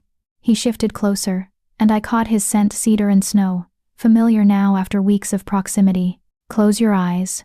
I obeyed, and immediately felt vulnerable, exposed. But I trusted him. Somewhere over the past 3 weeks, that trust had grown from necessity to something deeper. Right now, Darius said softly, his voice coming from directly in front of me. You can feel my wolf. Describe it. I reached out with that new sense, the one that had awakened the first night I'd commanded him. It's vast, powerful, like a storm barely contained. But there's structure to it, layers of control you've built over years. And beneath all that, the beast. Hungry, angry, wanting out. Good. Now, without opening your eyes, without commanding it, try to soothe it, not with power, with intent, like you're calming a frightened animal. The beast isn't frightened, it's furious. Because it's trapped. Because it's been suppressed and denied and forced down for so long that rage is all it knows. But underneath the rage is the same thing that drives any caged creature. Fear. Fear of disappearing, of being erased, of never being allowed to truly exist. I thought about that, about spending my entire existence locked away while someone else lived my life. About the suffocating frustration of having no voice, no agency, no freedom to be what I was meant to be. I knew exactly how that felt. Instead of reaching with power, I reached with understanding, with empathy. I touched that part of Darius that was all beast, and whispered not with words, but with feeling, I see you. I know what it's like to be denied, to be called broken for existing. The response was immediate and shocking. The beast's rage dimmed, replaced by something I didn't expect: curiosity, interest, and beneath that, a desperate, aching loneliness that made my chest constrict with sympathetic pain. The direwolf had been alone inside Darius's mind for years, centuries maybe, if what he said about genetic memory was true, conscious but unable to communicate, powerful but perpetually suppressed, wanting connection but feared by the only person who could provide it. "Oh," I breathed, tears pricking behind my closed eyelids. "Darius, your beast isn't trying to destroy you, it's trying to be known, to be accepted. It's been reaching for you this whole time, and you've been pushing it away."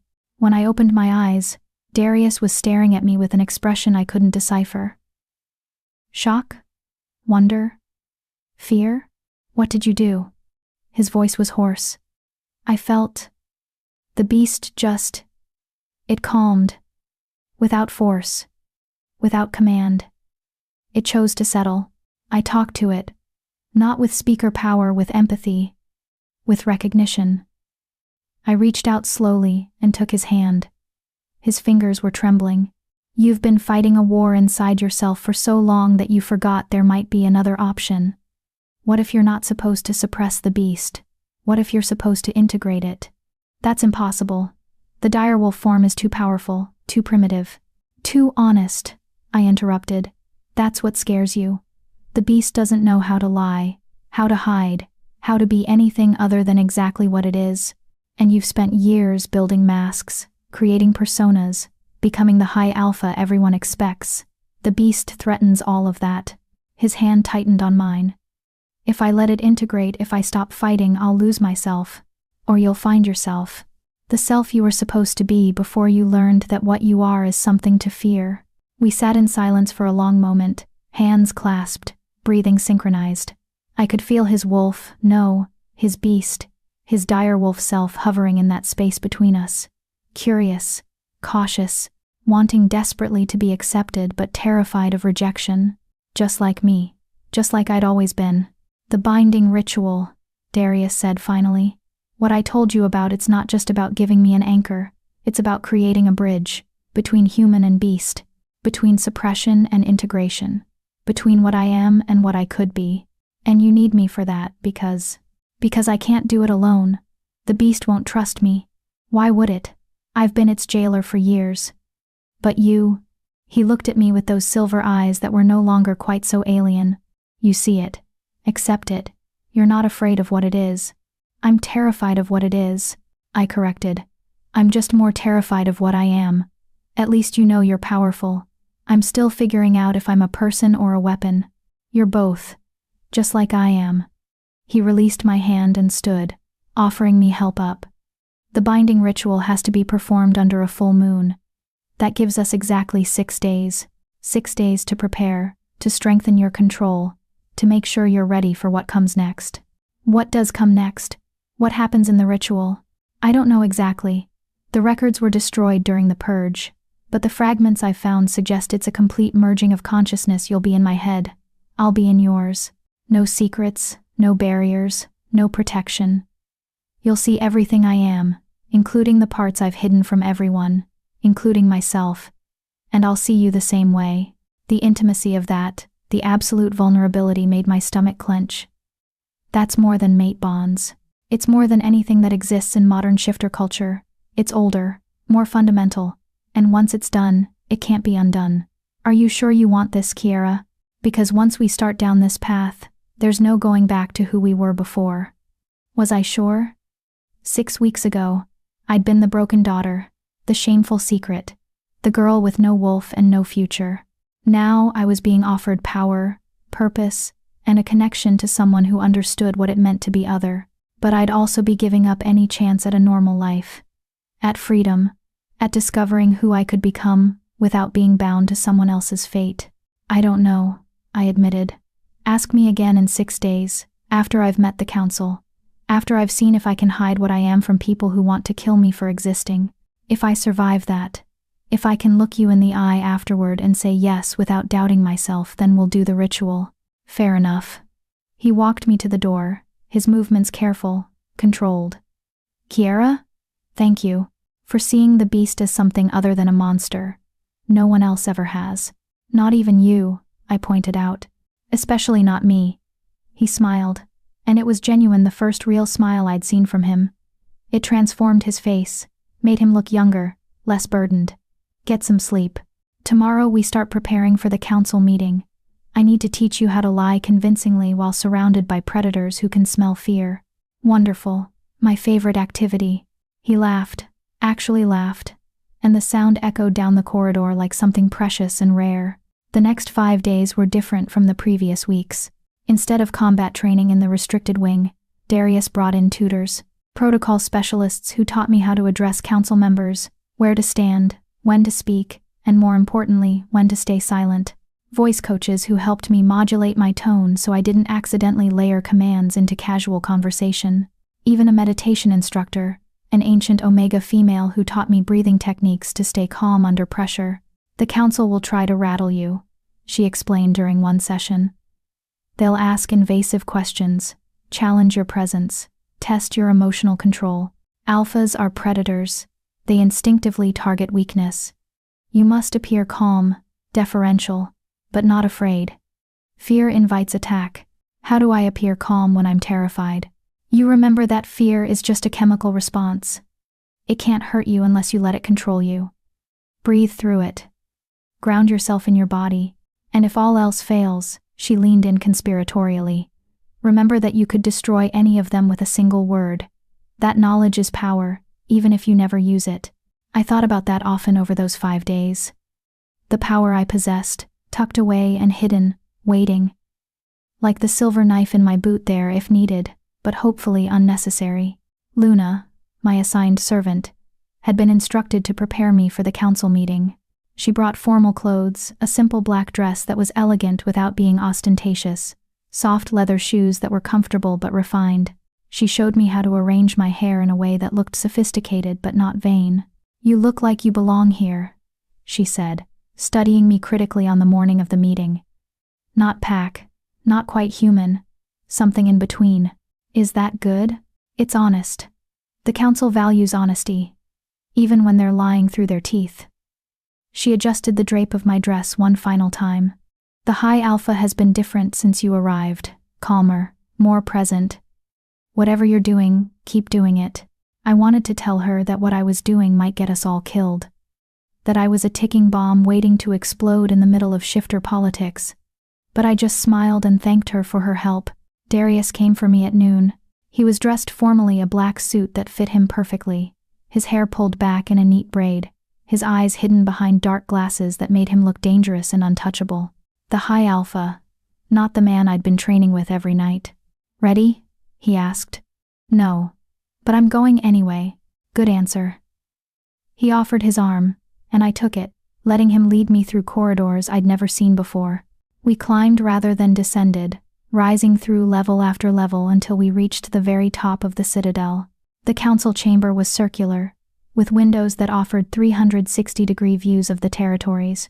5 massive chairs sat in a semicircle, each carved from a different material: stone, wood, metal, bone, and something that looked disturbingly like petrified flesh. 4 were occupied. I recognized Beta Thornwood immediately, sitting in the metal chair with that same unremarkable appearance, and those piercing ice-gray eyes. The others were new to me. An enormous male who had to be close to 7 feet tall occupied the stone chair. His face was brutally scarred, and his eyes were flat gold with no warmth in them.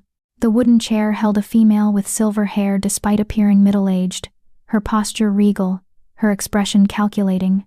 In the bone chair sat a thin man with nervous energy, his fingers constantly tapping rhythms only he could hear. The flesh chair was empty, Darius's seat. "Hi, Alpha," Thornwood greeted, his voice perfectly neutral. "Thank you for bringing our guest." "Counsel," Darius replied with equal neutrality. He guided me to a spot in front of them, then moved to take his own seat. The moment he sat in that chair, something changed. His presence expanded, filling the room with pressure that made my ears pop. The High Alpha, in truth, not just title, and I was alone, standing before 4 of the most powerful shifters in existence, with nothing but my wits and my carefully hidden power to protect me. The female spoke first, her voice cultured and cold. Kiera Ashwood. 18 years old, wolfless, infertile, daughter of Alpha Ronan Ashwood. She consulted a tablet in her lap. "Your medical records are fascinating. All the genetic markers for shifter heritage, yet no ability to transform. How does that feel, I wonder? Being so close to power yet forever denied? Like being hungry and standing outside a restaurant," I said, keeping my voice steady. "You can smell the food, see people enjoying it, but the door is locked and you have no key." The nervous male in the bone chair laughed a sharp, staccato sound. "I like her. She has spirit. Most wolfless humans cower before us. This one has spine. Spirit without power is just arrogance waiting to be crushed." The huge male rumbled. "I question the wisdom of keeping her here, High Alpha. She's a security risk, a weakness someone could exploit." "She's an administrative assistant," Darius said calmly. "She can read and write, which is more than can be said for most servants. Her presence here is practical, not sentimental." "Is it?" Thornwood leaned forward, those ice-gray eyes boring into me. "Tell me, Miss Ashwood, have you noticed anything unusual since arriving at the Citadel? Any strange sensations, unexplained phenomena?" My heart rate spiked, but I kept my breathing even, remembering the meditation instructor's lessons. "Everything here is strange to me," Beta Thornwood. "I've never been more than 20 miles from where I was born. The Citadel itself is the unexplained phenomenon." Clever deflection, but that's not what I asked. He stood and descended from his seat, moving toward me with predatory grace. "I've been watching you, Miss Ashwood. Or rather, I've been having you watched. Do you know what my observers reported?" I couldn't possibly guess. "They reported that you spend every evening in the restricted wing with the High Alpha, that you emerge exhausted, sometimes with headaches that last for hours, that the servants assigned to that wing report strange sounds, commands given in voices that don't quite belong to either of you." He stopped directly in front of me, close enough that I had to tilt my head back to maintain eye contact. "What exactly are you doing down there every night?" The trap was obvious. If I told the truth, I'd expose myself. If I lied and was caught, it would confirm their suspicions. So I did neither. "I'm learning to survive in a world that wasn't made for people like me," I said, layering just enough bitter truth into the words that they rang honest. "The High Alpha is teaching me how to exist among predators without being prey. Surely you, of all people, understand the value of that skill." Something flickered in Thornwood's expression approval. "Respect?" He studied me for a long moment, then turned back to the other council members. "She's hiding something, but I can't prove what. Then we table this discussion," the silver-haired female said. "For now, she stays. If she proves to be a problem, we revisit the matter. Agreed?"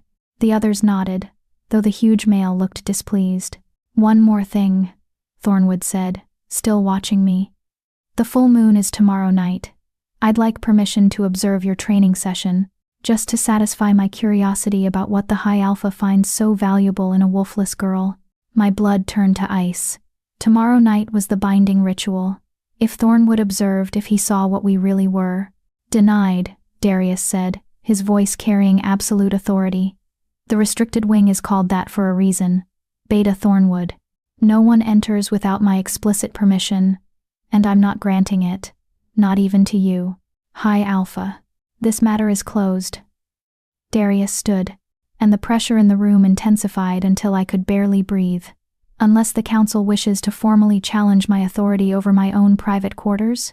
The 4 other members exchanged glances. Finally, Thornwood bowed his head slightly. Of course not, High Alpha. I merely wish to observe, and I merely wish to maintain boundaries. We all have secrets, Beta Thornwood. Some of them are meant to stay hidden. The dismissal was clear. The meeting was over. Darius descended from his seat and took my arm again, guiding me from the chamber with controlled urgency. We didn't speak until we were back in the elevator. Doors closed, descending toward the palace level. Then he sagged against the wall, his carefully maintained composure cracking. That was too close, he breathed. Thornwood knows. He doesn't have proof, but he knows something is different about you. So what do? We accelerate the timeline. The binding ritual happens tonight instead of tomorrow. Once it's complete, once we're bonded, your power will be explainable as an extension of our connection. A rare phenomenon, certainly, but not speaker heritage. We can claim you're developing a pseudo-mate bond with me, something that occasionally happens with wolfless humans in close proximity to powerful alphas. Will they believe that? They'll have to, because the alternative is admitting they know what you are and failed to act. The council won't expose their own incompetence. He pushed off from the wall and gripped my shoulders, his silver eyes intense. Kiera, I need to know right now. Are you ready for this? Because once we bind, there's no going back. You'll be mine, and I'll be yours, in a way that transcends anything modern shifters understand. I thought about the past 6 weeks, about everything I'd learned, everything I'd become, about the beast inside Darius that just wanted to be known, and the power inside me that had finally found purpose. I thought about having a choice, real choice, for maybe the first time in my life. Yes, I said. I'm ready. Let's do this before I lose my nerve. He smiled, fierce and bright. Then tonight, under the moon, we become something new. Something that hasn't existed in 500 years. Partners? More than that. He pulled me close, his forehead touching mine, his breath warm against my skin. Equals. Chosen family. 2 halves of one impossible whole. And despite everything, despite the danger, despite the fear, despite the absolute insanity of binding myself to a cursed high alpha I'd known for 6 weeks, I felt something in my chest settle into place, like coming home. Like finally, after 18 years of searching, I'd found where I belonged. Subscribe if you believe broken people deserve to be loved not despite their brokenness, but because of the strength it took to survive it. Because Kiera spent 18 years believing she was worthless, and she needs an audience that sees what Darius sees. Someone extraordinary. Comment below if you've ever met someone who saw your value when everyone else saw your flaws, or if you're still waiting for that person. Because this community, we see you. Just like Darius sees Kiera. You're not invisible here. Chapter 6. The Binding. The ritual had to be performed at the highest point of the citadel, where the moon's power was strongest and unfiltered by stone or glass. Darius led me up a narrow spiral staircase I hadn't known existed, hidden behind a panel in his private chambers. We climbed in silence, the only sound our breathing and the whisper of my dress against the stone steps. He'd changed into simple clothes, loose pants, bare-chested despite the mountain cold, while I remained in the black dress from the council meeting. Something about it felt right, like I was being presented to fate itself. The staircase opened onto a platform carved from the mountain's peak, exposed to the elements and the endless sky. Snow dusted the edges, and wind whipped across the space with enough force to steal my breath. But at the center, protected by some invisible barrier, a circle had been carved into the stone. The same 3 interlocking circles from my grandmother's locket, but massive, each one easily 10 feet in diameter. This is the original binding circle, Darius said, his voice nearly lost to the wind. 500 years old, preserved through magic. I don't fully understand. When the council formed, they tried to destroy all traces of speaker culture, but this, he gestured to the intricate carvings, This was too deeply rooted in the mountain itself. They settled for pretending it didn't exist.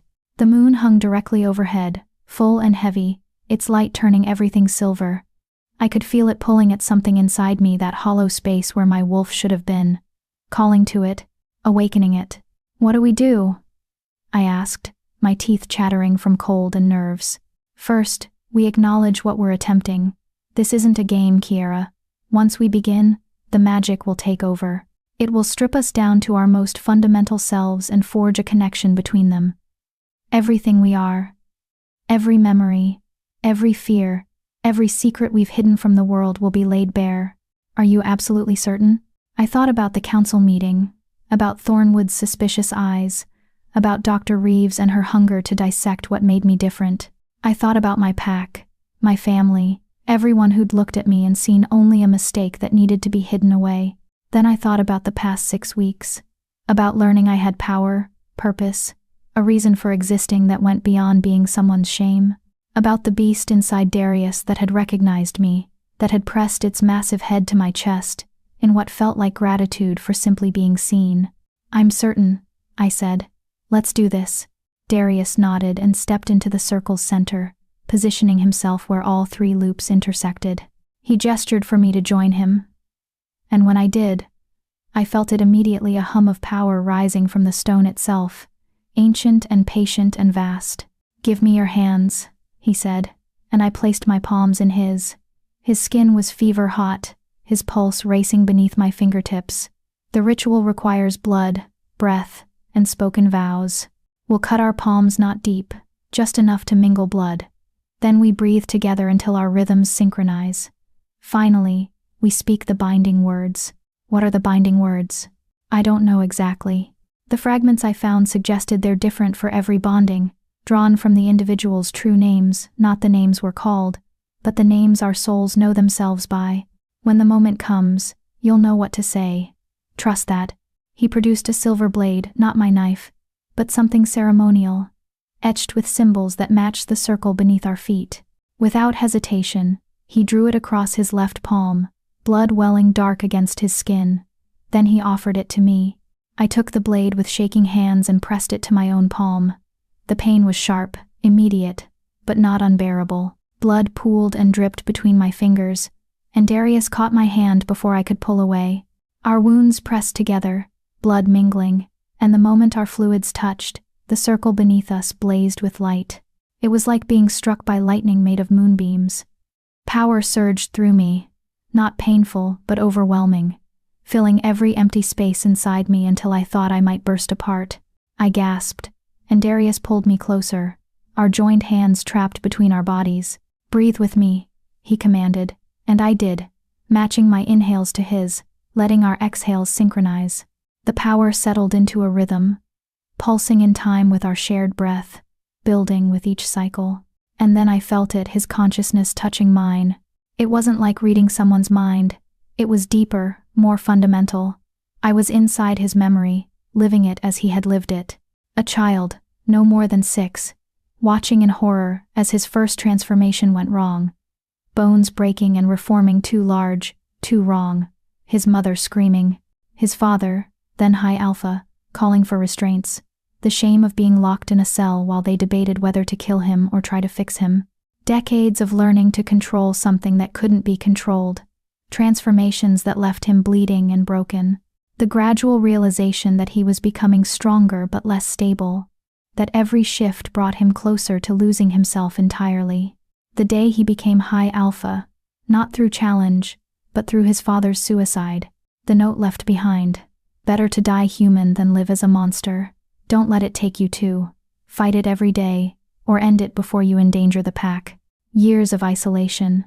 Of pushing everyone away because letting them close meant risking them seeing the beast. The loneliness so profound it became a physical ache. A hollow space that nothing could fill. Until 6 weeks ago, when a wolfless girl touched him and commanded him to be still, and for the first time in centuries, the beast had obeyed something other than suppression. I gasped, tears streaming down my face. "Darius, don't speak yet. You have to see all of it." And I did. I saw him researching obsessively, hunting through forbidden archives for any mention of speakers, making deals with information brokers, spending fortunes to locate the one pack rumor said had a wolfless alpha heir, sending Thornwood to collect me not as a servant, but as his last desperate hope for salvation. I see you, I thought, pushing the feeling toward him through our connection. I see what you've survived, what you've sacrificed. You're not a monster, you're someone who's been fighting alone for so long you forgot what it feels like to have an ally. His grip on my hands tightened, and then I felt him entering my memories in turn. 18 years of watching everyone else transform while I stayed stubbornly human. The growing dread as each full moon passed without change. The way my father's love turned to disappointment, then pity, then nothing at all. My sister shifting early, everyone celebrating while I smiled through the jealousy and shame. Knowing I should be happy for her but only feeling the absence of my own wolf like a missing limb. The night of my 18th birthday. Standing naked in the moonlight while 200 pack members watched and waited. The crushing emptiness when nothing happened. The sound of people leaving, one by one, until even my family couldn't bear to stay. Months of being invisible, of taking up less space, speaking less, wanting less, because wanting anything felt like asking for something I didn't deserve. The morning my father told me about the council's tribute. The terrible relief underneath the fear, at least now I knew what I was worth.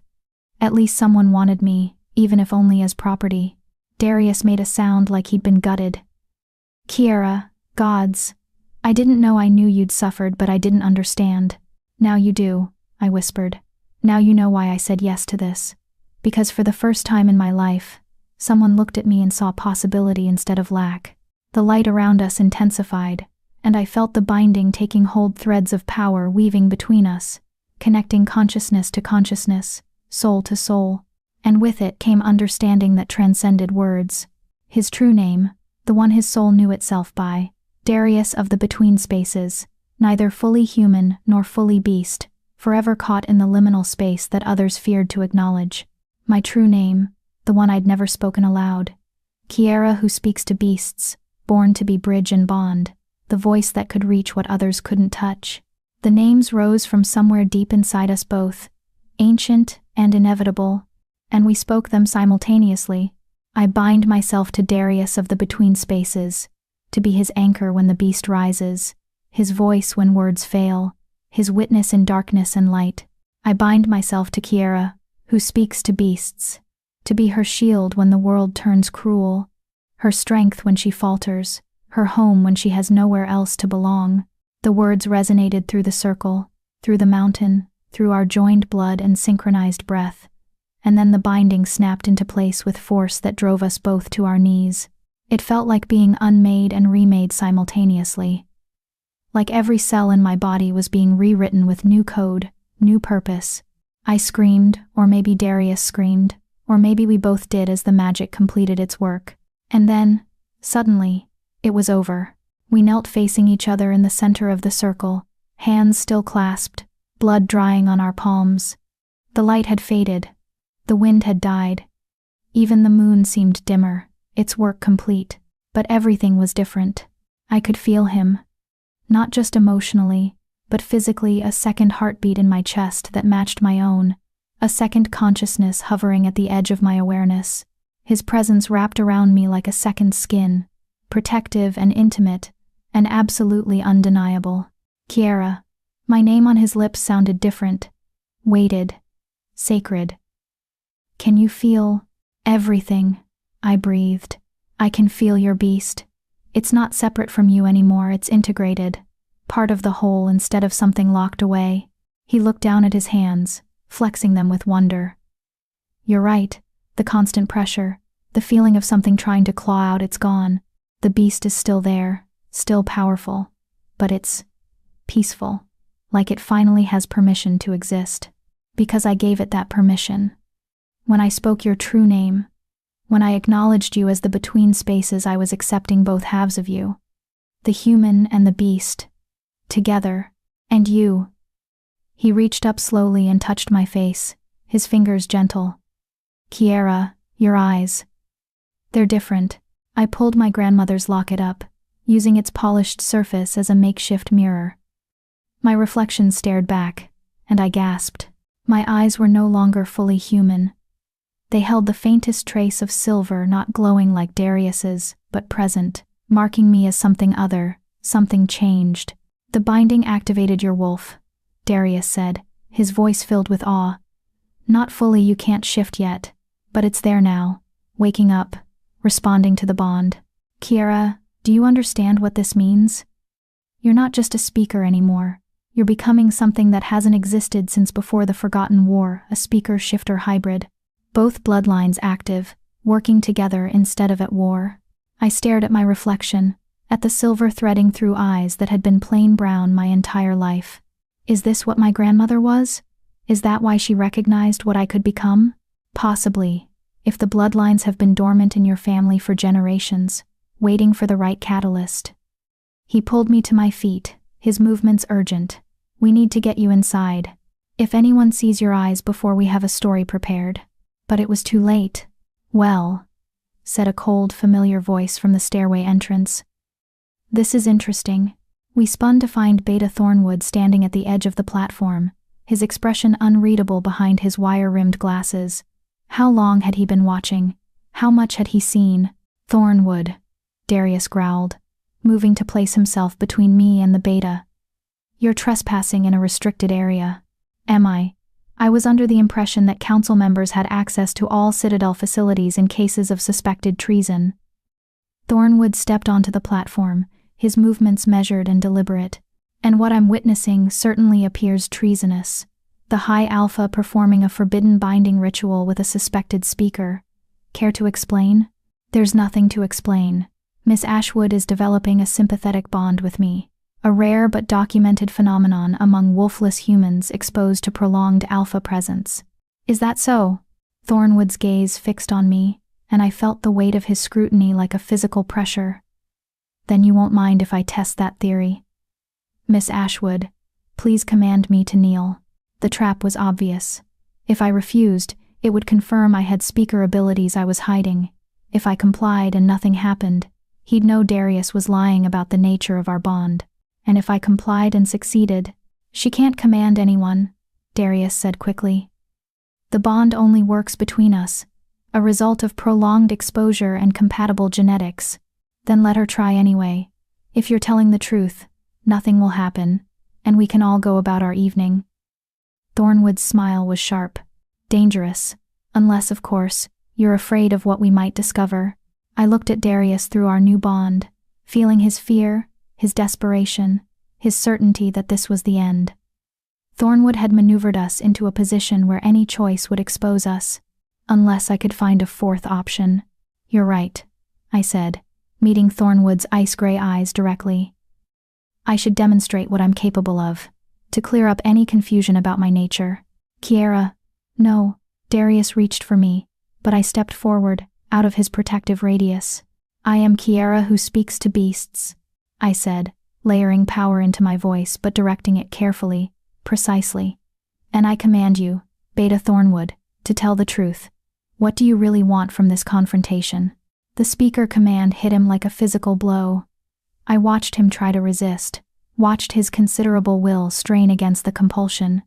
But my power, amplified by the binding and the still active ritual circle, was too strong. "I want."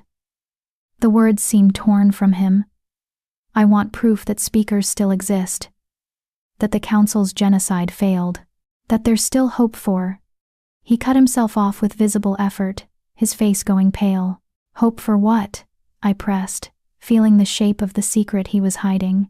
"For my daughter." The admission came out strangled. My daughter, who displays all the signs of speaker heritage but has been diagnosed as mentally ill rather than gifted. Who hears wolves' thoughts and goes mad from the chaos. Who the council wants to commit to an asylum where she'll be drugged into oblivion rather than trained. Silence fell across the platform. Even the wind seemed to hold its breath. "You have a speaker daughter," Darius said slowly, "and you've been searching for another speaker who could help her. For 5 years. Thornwood's voice was raw, the cultured veneer stripped away by my command. 5 years of watching her suffer, of lying to the council, of searching desperately for any trace of speaker bloodlines that might have survived. When I heard rumors about Alpha Ashwood's wolfless heir, I had to investigate, had to see if the genetic markers aligned with old records. That's why you came personally to collect me, I said, understanding falling into place. Not to eliminate me, to recruit me, to beg you, if necessary. He looked at me with naked desperation. My daughter is 12 years old. She hears every wolf within 100 miles, all the time, with no way to filter or control it. The noise is driving her insane. But if someone could teach her to use her power properly, to turn the cacophony into something manageable. You want me to train her, I finished, to teach her what I'm only just learning myself. I want you to save her. The council meets in 3 weeks to finalize her commitment. After that, she'll be beyond reach, drugged so heavily she won't know her own name. Please. The proud, feared Beta Thornwood dropped to his knees not from my command, but from desperate choice. I'll do anything. I'll protect you from the council, help you hide what you are, provide resources, information, whatever you need. Just help my daughter. I looked at Darius through our bond, feeling his shock, his calculation, his protective instincts warring with pragmatic recognition that we'd just gained a powerful ally. What do you think?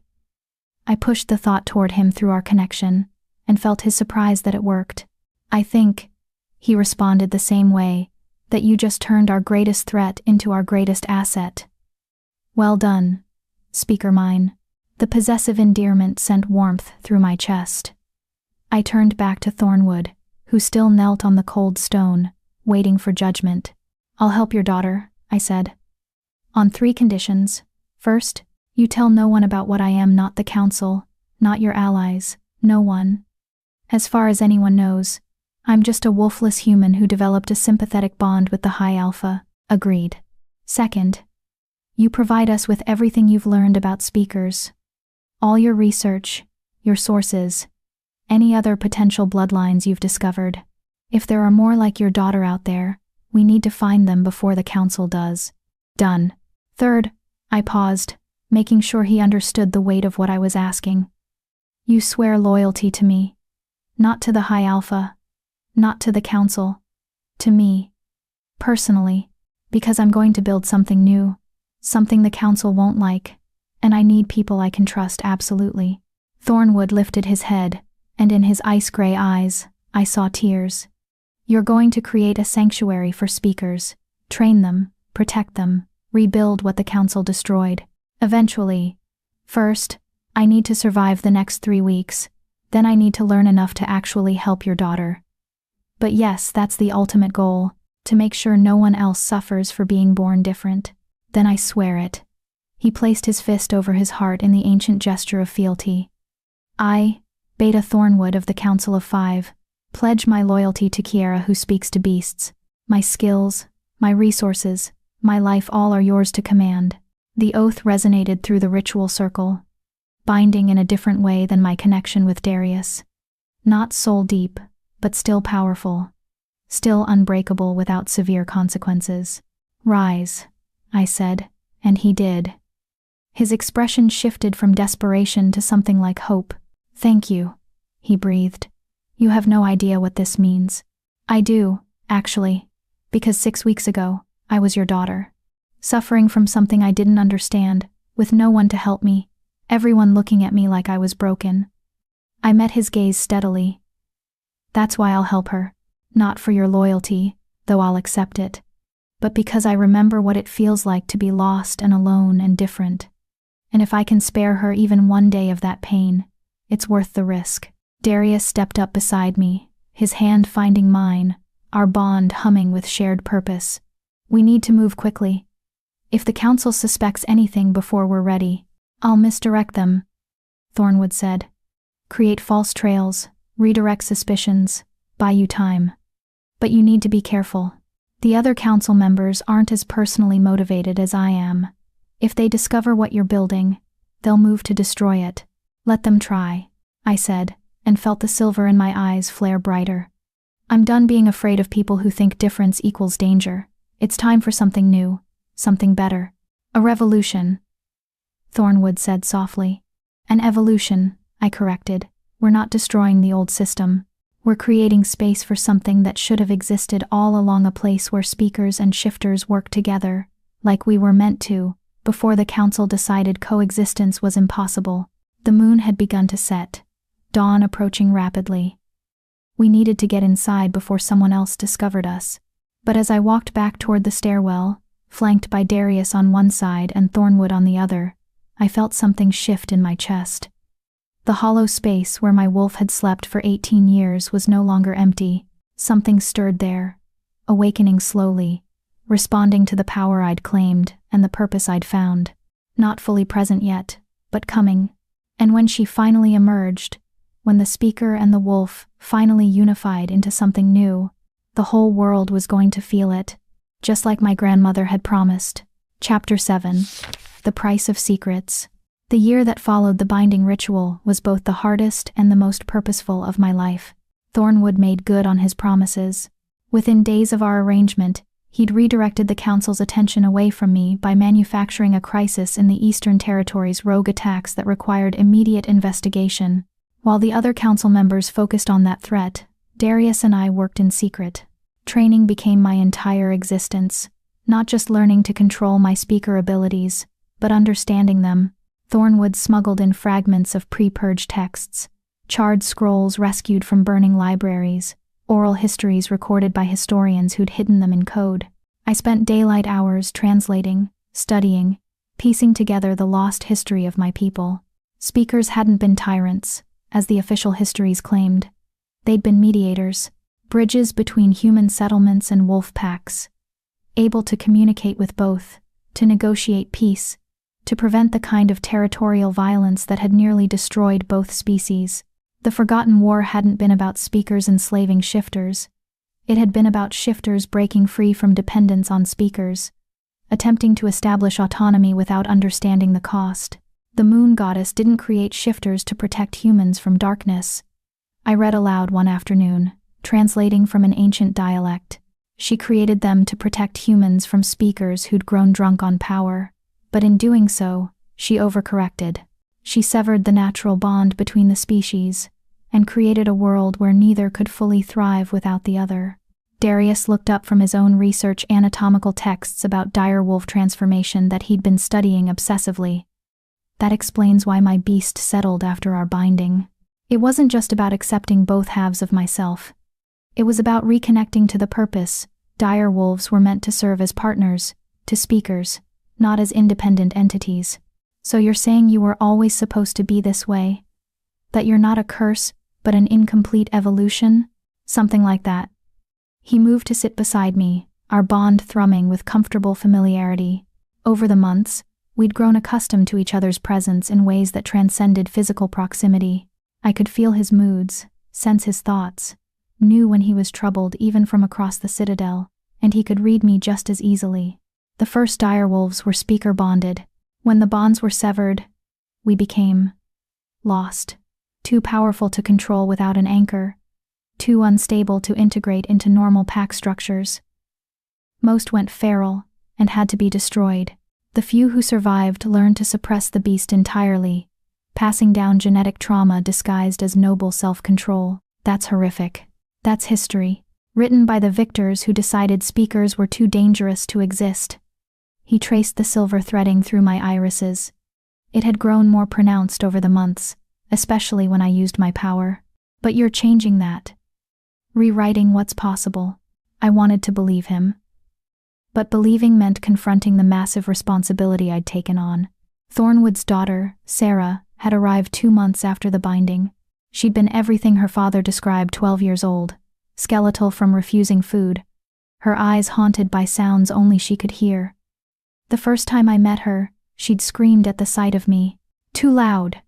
she'd shrieked, hands clamped over her ears. "You're all too loud. Make it stop. Please make it stop."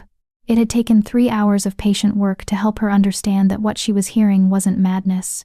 It was wolf speech, the primal communication that existed beneath language, and she was fluent in it without any training or filters. Teaching her control had been the hardest thing I'd ever attempted. Every lesson was a battle. Her power was stronger than mine, wild and untrained, capable of commanding entire packs simultaneously but with no precision. She'd accidentally forced 100 wolves to howl in unison during one session, alerting half the citadel to her presence. We'd covered it up as a training exercise gone wrong, but it had been close, too close. Now, 4 months into her training, Sarah could finally sleep without sedatives, could eat meals without being overwhelmed by the pack's feeding frenzy instincts bleeding into her consciousness, could exist in the citadel without wanting to claw her own skin off. She still had a long way to go, but she was improving. "How is she today?" Darius asked, sensing the direction of my thoughts. "Better." She managed to command a single wolf without affecting the others nearby. "That's huge progress." I rubbed my temples, feeling the headache that always came after extended speaker work. "But she's still not ready for the council's inspection. They'll see right through any attempt to pass her off as mentally ill. Then we don't let them inspect her. Thornwood can claim she's too unstable for visitors. Buy us more time." "How much time do we have, really?" I met his silver eyes, seeing my own worry reflected there. "The other council members are getting suspicious. The Eastern Territory crisis is resolved, and they're starting to ask questions about why you spend so much time in the restricted wing, about why you're calmer, more stable, but also more protective of your privacy. Let them ask. They can't enter my personal quarters without formal challenge, and none of them are stupid enough to challenge me directly. Not yet, but eventually." A knock at the door interrupted us. Luna entered, her expression troubled. "Hi Alpha, there's a situation. Dr. Reeves is requesting an immediate meeting. She says it's urgent." Darius and I exchanged glances. Dr. Reeves had been persistently requesting follow-up examinations, claiming she needed to monitor my unique physiology. We'd been deflecting for months, but apparently her patience had run out. "Tell her I'm busy," Darius said. "I did, sir." She said if you don't meet with her within the hour, she'll bring her concerns to the full council. Something about anomalous readings in the restricted wing's air filtration system. My blood went cold. The restricted wing's ventilation had to filter out the massive amounts of energy Sarah and I generated during training sessions. If Dr. Reeves had noticed unusual readings, "We'll meet with her," I said before Darius could refuse. "In the medical wing." 1 hour. Luna nodded and retreated, leaving us alone with our growing dread. "This is bad," Darius said. "If she's detected energy signatures that match speaker activity, then we give her a partial truth. Tell her about my developing bond with you, about how it's activated, dormant, genetic sequences. Make it sound like a fascinating medical anomaly she can study without revealing what I actually am. She won't believe that. She's too smart. Then we give her a reason to keep quiet. Everyone has secrets, Darius. We just need to figure out what hers is, and use it." He looked at me with something like pride. "You've learned to think like a politician. I've learned to think like a survivor. There's a difference." Dr. Reeves's office was exactly as I remembered: sterile white tile, intimidating medical equipment, the smell of antiseptic and ambition. She sat behind her desk, a tablet in hand, her expression coldly professional. "Hi Alpha, Miss Ashwood. Thank you for making time." She gestured to the chairs across from her, but neither of us sat. A power play. She wanted us comfortable and compliant. We remained standing, forcing her to look up.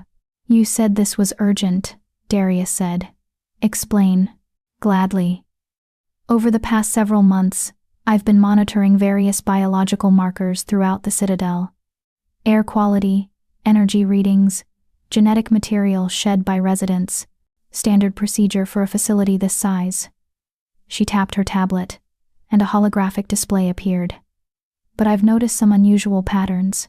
Specifically, energy signatures in the restricted wing that don't match any known shifter profile." The hologram showed waves of color, mostly standard shifter frequencies in gold and amber, but scattered throughout were pulses of silver. "My color. Speaker frequency. What am I looking at?" I asked, keeping my voice neutral. "That's what I'd like to know." "These silver readings appeared approximately 6 months ago, shortly after you arrived, Miss Ashwood. They spike during evening hours, which corresponds to when you and the High Alpha conduct your training sessions." She fixed me with those shark black eyes. "I have a theory. Would you like to hear it?" "By all means," Darius said, his voice dangerously soft.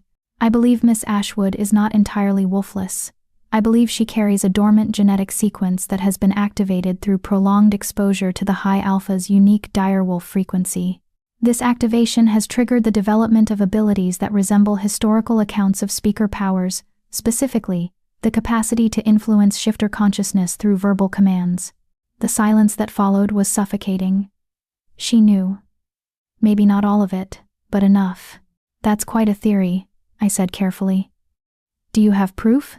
I have data, energy signatures, blood work from your initial examination showing genetic anomalies I couldn't explain at the time, observational reports from staff who've noticed subtle changes in your appearance and behavior. She leaned forward. I also have Thornwood's requisition records showing he's been accessing restricted historical archives. Documents about pre-purge speaker culture. Care to explain why the Council's most loyal beta is suddenly interested in extinct bloodlines? Personal research, Darius said. For 5 months? Pulling files that haven't been accessed in decades? I may not be a politician, High Alpha, but I'm not an idiot. She stood, circling around the desk to face us directly. You're hiding something. Something significant. And I deserve to know what it is. Why? I asked. So you can report it to the Council? Turn me over to be executed? So I can help you, you stupid girl. The outburst was so unexpected that both Darius and I recoiled. Dr. Reeves took a breath, visibly composing herself. When she spoke again, her voice was tight with controlled emotion. Do you have any idea how frustrating it is to spend decades researching genetic anomalies, only to have the Council destroy every promising avenue of inquiry because it might lead to dangerous knowledge? I've watched them burn research, execute subjects, suppress discoveries that could have advanced our understanding of shifter biology by centuries, all because they're terrified of anything they can't control. She moved to a locked cabinet and input a code. The door swung open, revealing files stacked floor to ceiling, all forbidden, all hidden. I've been collecting suppressed research for 20 years, documenting the Council's crimes against scientific progress, and 6 months ago, the most interesting genetic specimen in a century walks into my lab, and I'm supposed to just ignore it? She pulled out a file and threw it on the desk. This is my daughter. Was my daughter. She developed the ability to sense emotional states in wolves, not quite speaker level, but close. The Council had her executed when she was 16. Called it mercy because she was defective. I picked up the file, seeing a young woman's face staring back at me. Dr. Reeves's eyes, but softer, kinder. The notation at the bottom read, eliminated. Genetic aberration. Threat level moderate. I'm sorry, I said, and meant it. I don't want your sympathy. I want your cooperation. If you are what I think you are, if you're a functional speaker with active abilities, then you're proof that the genetic sequence can be reactivated, that the Council's genocide failed, that there's hope for others like my daughter who might be born with these gifts. And what would you do with that proof? Darius asked. Study it. Document it. Create a protocol for identifying and training potential speakers before they're discovered and killed by the Council. She looked at me with naked hunger, not for power, but for knowledge, for vindication. Help me understand how you work, Miss Ashwood. Let me run tests, analyze your abilities, create a framework for helping others like you. In exchange, I'll keep your secret. I'll misdirect the Council, falsify reports, do whatever is necessary to protect you. It was the same bargain Thornwood had offered, but with a different currency. Not protection for his daughter, but knowledge for her daughter's memory. I looked at Darius through our bond. What do you think? I think we don't have a choice. She already knows too much. Better to have her working with us than against us. Can we trust her? Can we afford not to? I turned back to Dr. Reeves. I'll let you study me, but on my terms. No invasive procedures without my explicit consent. No sharing data with anyone outside our circle. And you answer to me, not the Council. Agreed? More than agreed. Thank you. She visibly relaxed. When can we start? After the Council's next meeting. Right now, we have a more immediate problem. Thornwood's daughter. She's developing speaker abilities, and the Council wants to commit her.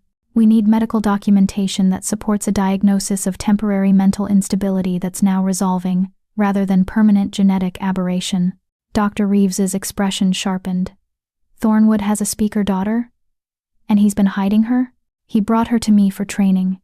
She's made remarkable progress, but she's not ready for council scrutiny. Then, we create a cover story.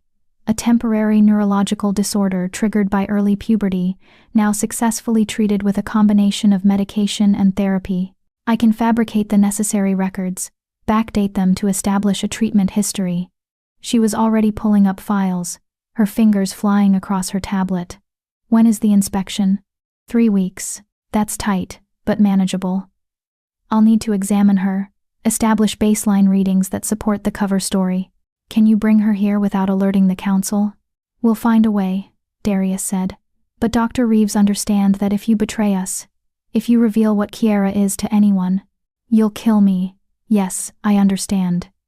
Fortunately, I have no intention of being killed. I've spent 2 decades hiding my research from the council. I'm quite good at discretion. She looked between us, and for the first time, I saw something like respect in her eyes. You're building something, aren't you? Not just hiding, creating infrastructure for speaker training and protection.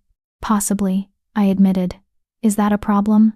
On the contrary, it's the first intelligent plan I've heard in years. She extended her hand. Count me in. For my daughter's memory, and for every child who might be born different and deserves a chance to survive anyway. I took her hand, feeling the weight of another alliance forged in desperation and hope. We were building a conspiracy, Thornwood, Dr. Reeves, Darius, myself against the most powerful governing body in the territories. It was insane. It was necessary. And we were running out of time. The next 3 weeks passed in a blur of preparation. Sarah submitted to Dr. Reeves's examinations with surprising compliance, recognizing an adult who finally understood what she was experiencing. The fabricated medical records were masterpieces of deception, detailed enough to be convincing, but vague enough to avoid future complications. Thornwood coached his daughter on how to behave during the inspection. Be quiet, subdued. Let them see a traumatized child recovering from illness, not a powerful speaker in training. But I'm not traumatized anymore, Sarah protested. Kiera helped me. I'm better now. I know, sweetheart. But the council can't know that. They need to believe you were sick, and are now healing naturally, not developing abilities that terrify them. Can you pretend for me? Just for 1 day? She'd agreed, though I could feel her frustration through my connection to her. Training another speaker had created a bond between us not as deep as what I shared with Darius, but present. I could sense her emotional states, feel when she was struggling with control. The night before the council inspection, I couldn't sleep. Darius found me standing at the window of our chambers. They were ours now, truly shared. As the binding had made separate quarters feel wrong, we gravitated toward each other constantly, seeking proximity without understanding why. You're spiraling, he said softly, wrapping his arms around me from behind. I can feel it. We've built so much in such a short time. If we fail tomorrow, if they discover what Sarah is, what I am, then we fight. But Kiera, we won't fail. You've trained Sarah well. Dr. Reeves's cover story is solid. Thornwood will redirect any suspicious questions. We've prepared for every contingency, except the one we can't predict. The random variable that destroys everything. He turned me to face him, his silver eyes serious. Do you know what I've learned from having you in my head for 6 months? You're catastrophically brave. You see disaster coming and walk toward it anyway, because the alternative is giving up, and giving up isn't in your nature. That's what's going to save us tomorrow. Not perfect planning, raw, stubborn courage. I leaned into him, drawing comfort from his solid presence. When this is over, when we've survived the inspection, I want to find more speakers. Build the sanctuary for real, not just as a distant goal. We will, I promise. But first survive tomorrow. Together? Always together. That's what the binding means. Whatever comes, we face it as one. I kissed him, then something we'd been building toward for months but hadn't quite acknowledged. The physical intimacy had always been there, layered beneath the mental and emotional connection. but we'd been too focused on survival to explore it. But tonight, with everything we'd built hanging in the balance, I needed to feel alive, connected, certain of at least this one thing. He responded with carefully controlled passion, his beast rising close to the surface, drawn by emotion and proximity. I felt it through our bond, the wild surge of instinct that wanted to claim and protect and possess, but also the human tenderness that loved me for my mind as much as anything physical. Tomorrow, I whispered against his lips. After we survive tomorrow, we have this conversation properly. It's a date, he murmured, and pulled me closer. We stayed like that, wrapped in each other, until dawn broke over the mountains and brought with it the council's arrival. Judgment Day had come, and I was as ready as I'd ever be. The inspection took place in a neutral meeting room, not the council chamber, but not private either. All 5 council members attended, including Darius, who had to maintain his official role despite our personal connection. Sarah sat beside her father, small and fragile-looking in a simple gray dress. She'd been coached to avoid eye contact, to speak only when directly addressed, to present as a traumatized child rather than the powerful speaker she was becoming. I watched from the gallery, officially present as Darius's assistant, actually ready to intervene if anything went wrong. The female council member, I'd learned her name was Alpha Morgana, spoke first.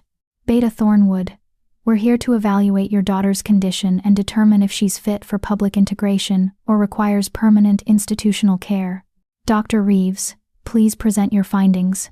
Dr. Reeves stood, tablet in hand, her expression professionally neutral. Sarah Thornwood, age 12, presented 6 months ago with acute auditory hallucinations, paranoid delusions, and violent outbursts. Preliminary assessment suggested permanent neurological damage. However, subsequent treatment with a combination of psychotropic medication and cognitive behavioral therapy has shown remarkable improvement. She displayed charts, graphs, fabricated data that told a story of illness and recovery. It was brilliant, detailed enough to withstand scrutiny, but boring enough that no one would look too closely. Current status? Asked the huge male Alpha Cron. I'd learned. Stable. Hallucinations have decreased by 80%. Violent episodes have ceased entirely. She demonstrates age-appropriate cognitive function and emotional regulation. I recommend continued outpatient treatment with monthly check-ins, but see no medical reason for institutionalization. Can she shift? This from the nervous male Alpha Cyrus. Thornwood answered. She had her first shift last month. Controlled, successful. Her wolf is small, appropriate for an Omega designation, but present and healthy. It was a lie. Sarah couldn't shift her speaker bloodline, like mine. Had suppressed her wolf. But producing a substitute shifter for the first shift demonstration had been easy enough.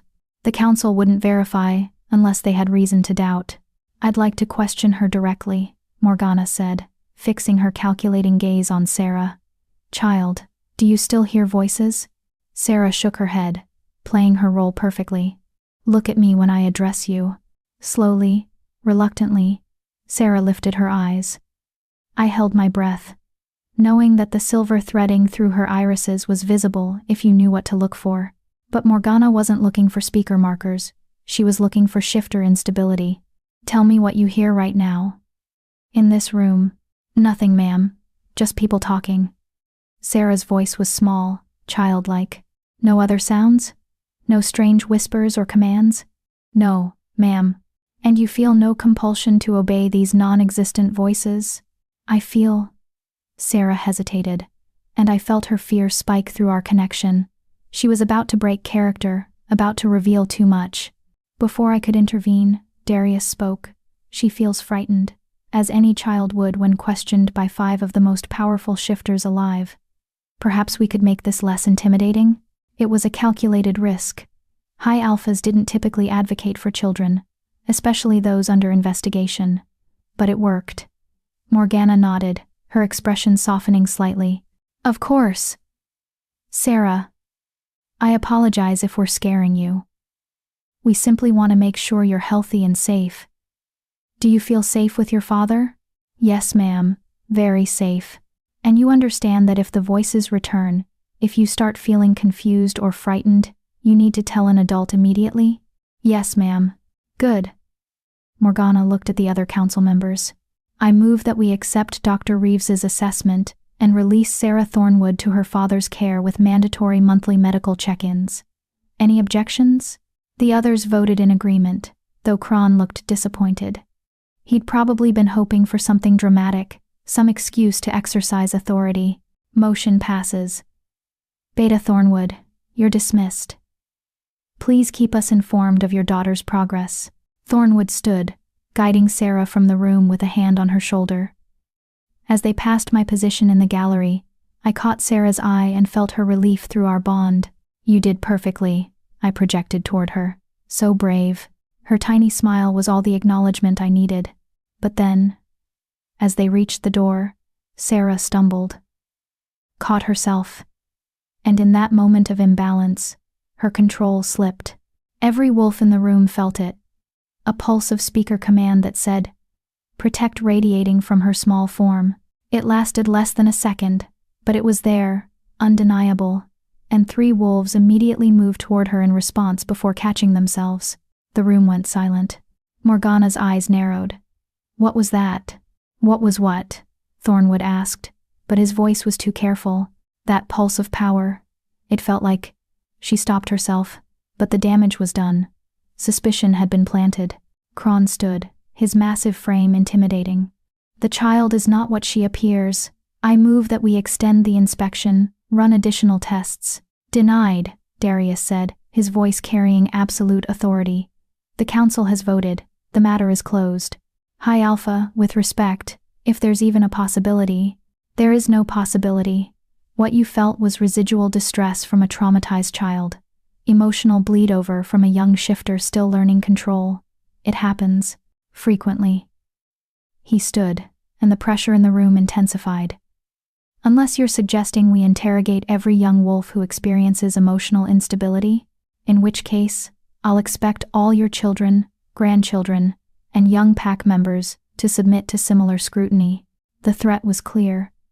If they pushed this, Darius would turn it into a political disaster that affected everyone. Kron backed down. But his expression promised that this wasn't over. The council dismissed, filing out with various levels of satisfaction and suspicion.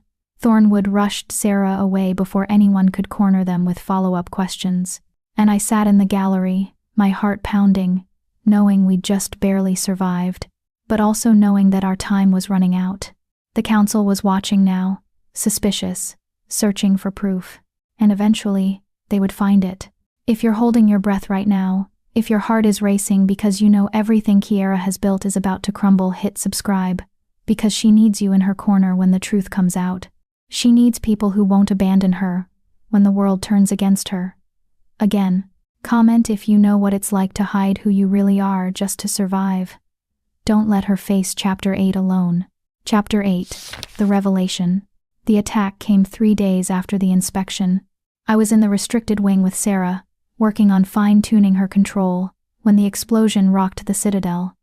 The mountain itself seemed to shudder, and chunks of stone rained from the ceiling.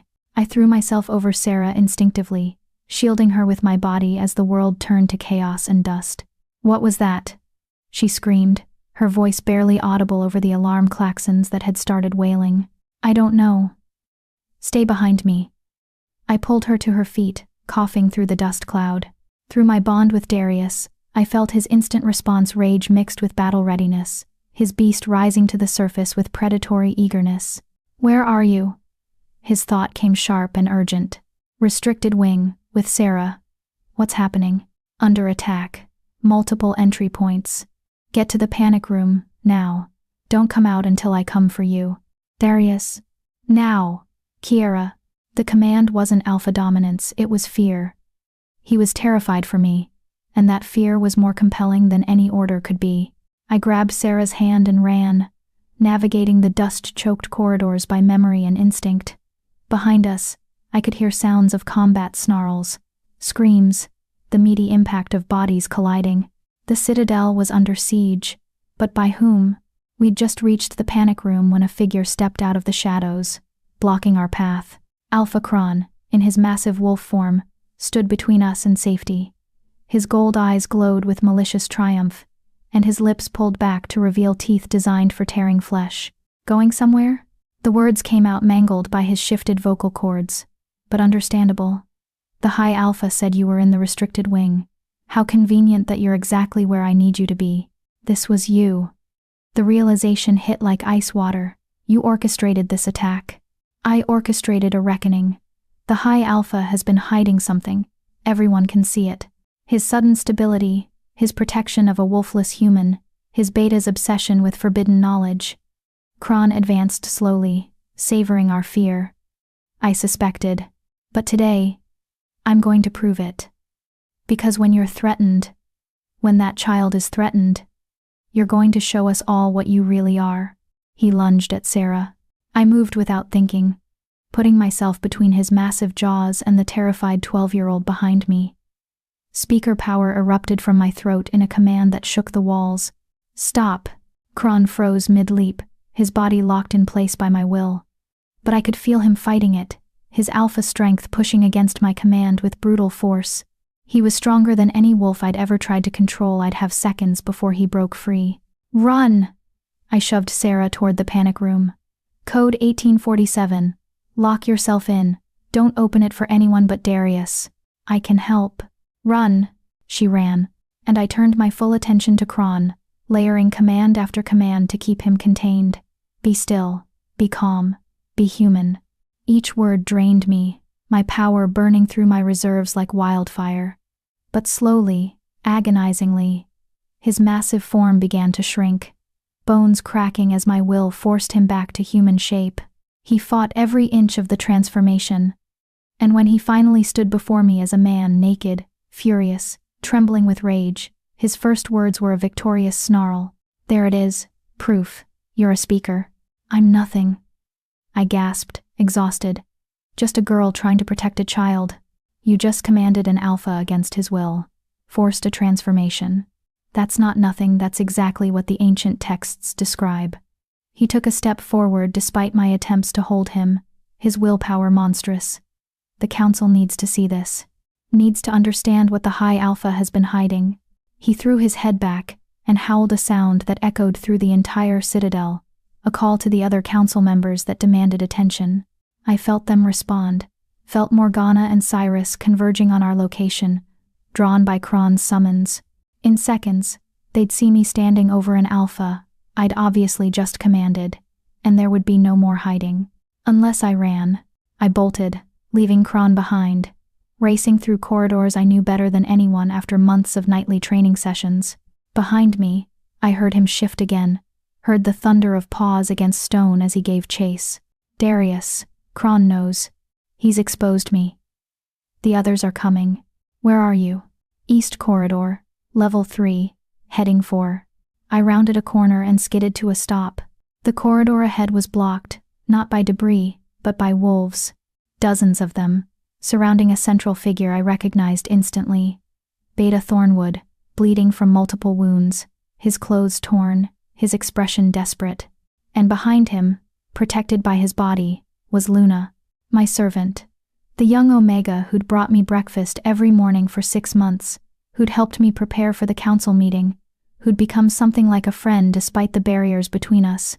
Luna was holding something, a bundle wrapped in cloth.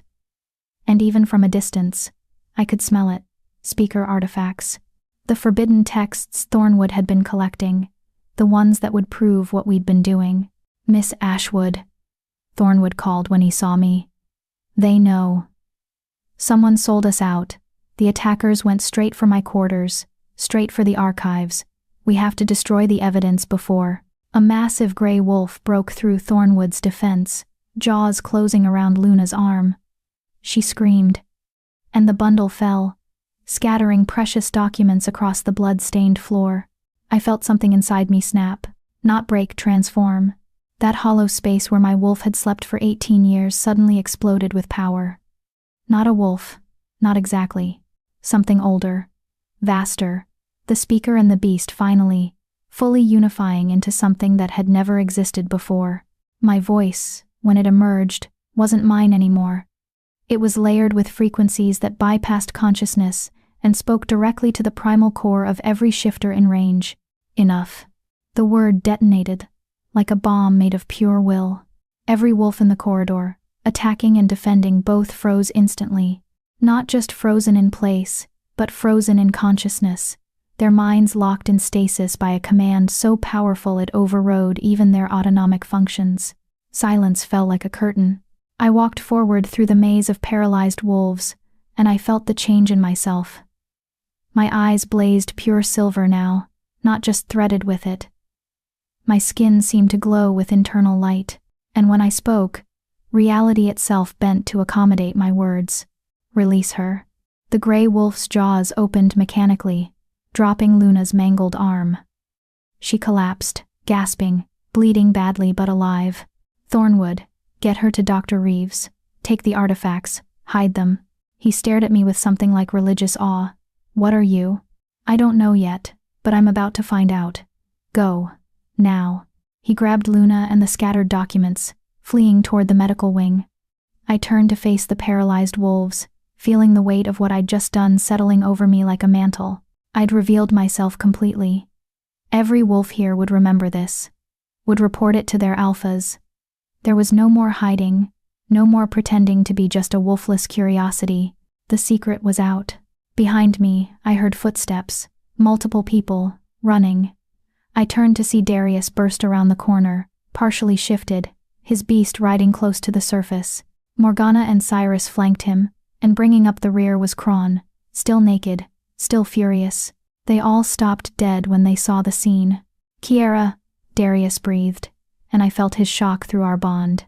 Your eyes, you're fully manifested. What is this? Morgana demanded, staring at the frozen wolves. What did she do? She commanded them. Kron said triumphantly. Just like she commanded me. She's a speaker. The High Alpha has been hiding a speaker in the Citadel for 6 months, training her, building power. Building a rebellion, Cyrus finished, his nervous energy crystallizing into certainty. That's what this is. The attacks, the breach, it's not from outside. It's from inside. She's been turning our own people against us. That's not true, I said, but my voice still carried that layered power, and all 3 council members flinched. I've been learning to control abilities I didn't ask for and never wanted. The attack was orchestrated by Kron to expose me, to force this confrontation. Lies, Kron snarled.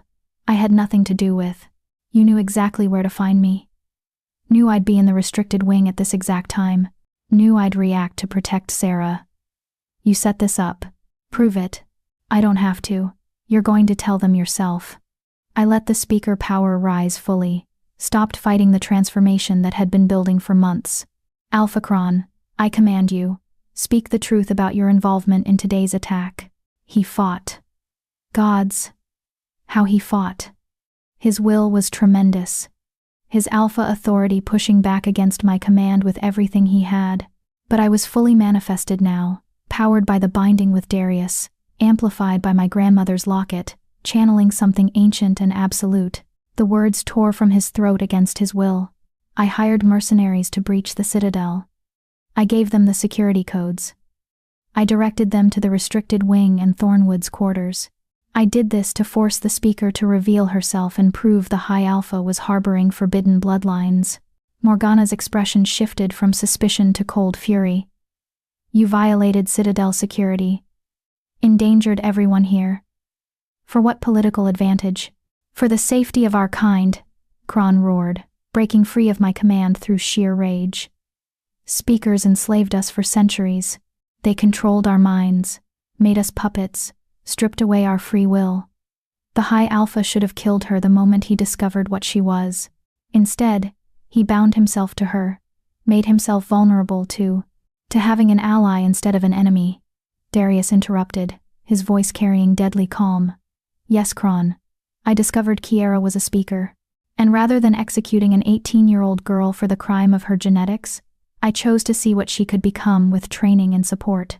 I chose to believe that speakers and shifters could coexist, as we were meant to before fear and prejudice tore us apart. That's treason. That's evolution. We've been suppressing speaker bloodlines for 500 years, and what has it gained us? A world where different is synonymous with dangerous, where anyone born outside narrow parameters is eliminated. We're not protecting ourselves, we're limiting our own potential. Beautiful speech, Cyrus said, his fingers tapping that nervous rhythm. But it doesn't change what she is, what she represents. The council has standing orders. The council, I said, letting power ring in every word, is about to change its orders, because I'm not alone. There are others like me, children born with these abilities, who've been diagnosed as ill, imprisoned, executed, and I'm going to find them, protect them, train them. You can either help me, or I'll do it without you, but you will not stop me. You think you can threaten the council? Morgana's voice was ice, one manifested speaker against centuries of established power. Not just her, said a voice from the corridor entrance. Thornwood stepped into view, bleeding but unbowed. Me too. I stand with the speaker. And me. Dr. Reeves emerged from another passage, Luna supported in her arms, already being treated. I'll document everything she can do, create protocols for training others, provide medical support. This is insanity, Cyrus breathed. You're all committing suicide. We're committing to something better, I said. A world where power doesn't have to come from fear. Where different doesn't mean disposable. Where an explosion, bigger than the first, rocked the citadel. The floor beneath us cracked, and through the widening fissure, I could see fire. The main support columns, Darius said, his face going white. If they fail, this entire section will collapse. The mercenaries, Kron said. They were supposed to stop after exposing her. Unless someone paid them to do more than expose, Morgana finished grimly. Someone who wanted the citadel destabilized entirely. Kron, what have you done? I didn't, I only hired them to breach security, not to. Another explosion. Closer. The mountain groaned around us. We need to evacuate. Cyrus said. Get everyone out before. There's no time, Dr. Reeves interrupted. 3,000 residents, one exit route, and maybe 10 minutes before structural collapse. We'll lose hundreds. Everyone looked at me. What? I asked, feeling their expectation like a physical weight. You commanded every wolf in that corridor at once, Darius said. Can you do it again? Broader? Can you command every shifter in the citadel? I don't know. I've never tried anything on that scale. Try now. Because if you can't, we're all about to die. The mountain groaned again, and cracks spider-webbed across the walls. Dust rained from the ceiling. Time was running out. I reached for that well of power inside me, the place where speaker met wolf, where my will could bend reality, and I pushed outward, letting my consciousness expand through the citadel like ripples across water. I felt them every shifter, every wolf. 3,000 individual minds suddenly connected to mine. The weight of them threatened to crush me, their fear and panic bleeding into my consciousness until I couldn't tell where I ended and they began. Too much, I thought desperately. I can't hold this many. You're not alone. Darius's presence surged through our bond, his strength bolstering mine. I'm here. Use me as an anchor. And me. Thornwood's loyalty, sworn months ago, provided structure to my chaos. And me. Dr. Reeves's clinical precision helped me separate individual threads from the overwhelming mass. And me. Sarah, brave little Sarah, added her nascent speaker power to mine. Together, we were enough. I opened my mouth and spoke to every soul in the citadel simultaneously. Be calm, listen, trust. When I tell you to move, you will move orderly, quickly, safely. You will help the weak, protect the young, ensure no one is left behind. You are pack, you are family, you are survivors. Now move. 3,000 wolves responded as one. Through the cracked walls and shattered windows, through corridors collapsing around them, they flowed like water finding its course. The strong carried the weak. The fast waited for the slow. No panic. No chaos. Just coordinated evacuation driven by a will greater than any individual's. I held the command for what felt like hours but was probably less than 10 minutes. Held it through tremors that knocked me to my knees. Through pain that felt like my skull was splitting open. Through exhaustion that made every breath a battle. And then, Finally, Darius's voice in my mind. Everyone's out. You can let go. I released the command and collapsed. The last thing I remembered was the mountain giving one final groan. And then everything went dark. I woke to sunlight and the smell of pine. Not the citadel then. Somewhere else. Somewhere safe. I opened my eyes slowly, squinting against the brightness, and found myself in a tent, military grade, spacious, clearly meant for field operations. Through the open flap, I could see an encampment stretching across a mountain meadow. Hundreds of tents, cooking fires, shifters moving with purpose. She's awake, Luna's voice, coming from somewhere to my right. Footsteps. And then Darius was there, kneeling beside the cot I'd been laid on. His face was haggard, his eyes shadowed with exhaustion. But when he looked at me, relief flooded our bond. "Welcome back," he said softly. "You've been unconscious for 2 days. 2 days? What happened to the citadel?" "Gone. The explosions brought down the main support structure. The entire complex collapsed into the mountain about an hour after the evacuation." His hand found mine, gripping tight. "But everyone survived. All 3,000 residents made it out safely because of you. Because you held them together when everything was falling apart. Kron? Dead. Killed by his own mercenaries when he tried to stop them from completing their secondary objective, which, as it turns out, was full destruction of the citadel and assassination of the council. Someone wanted us eliminated entirely. Who? We don't know yet. But we will find out."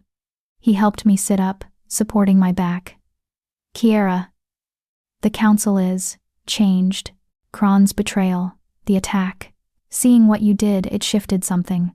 Morgana and Cyrus are willing to negotiate, to consider a new arrangement where speakers are protected rather than hunted. And in exchange? In exchange, you help us rebuild. Not just the citadel, but our entire society.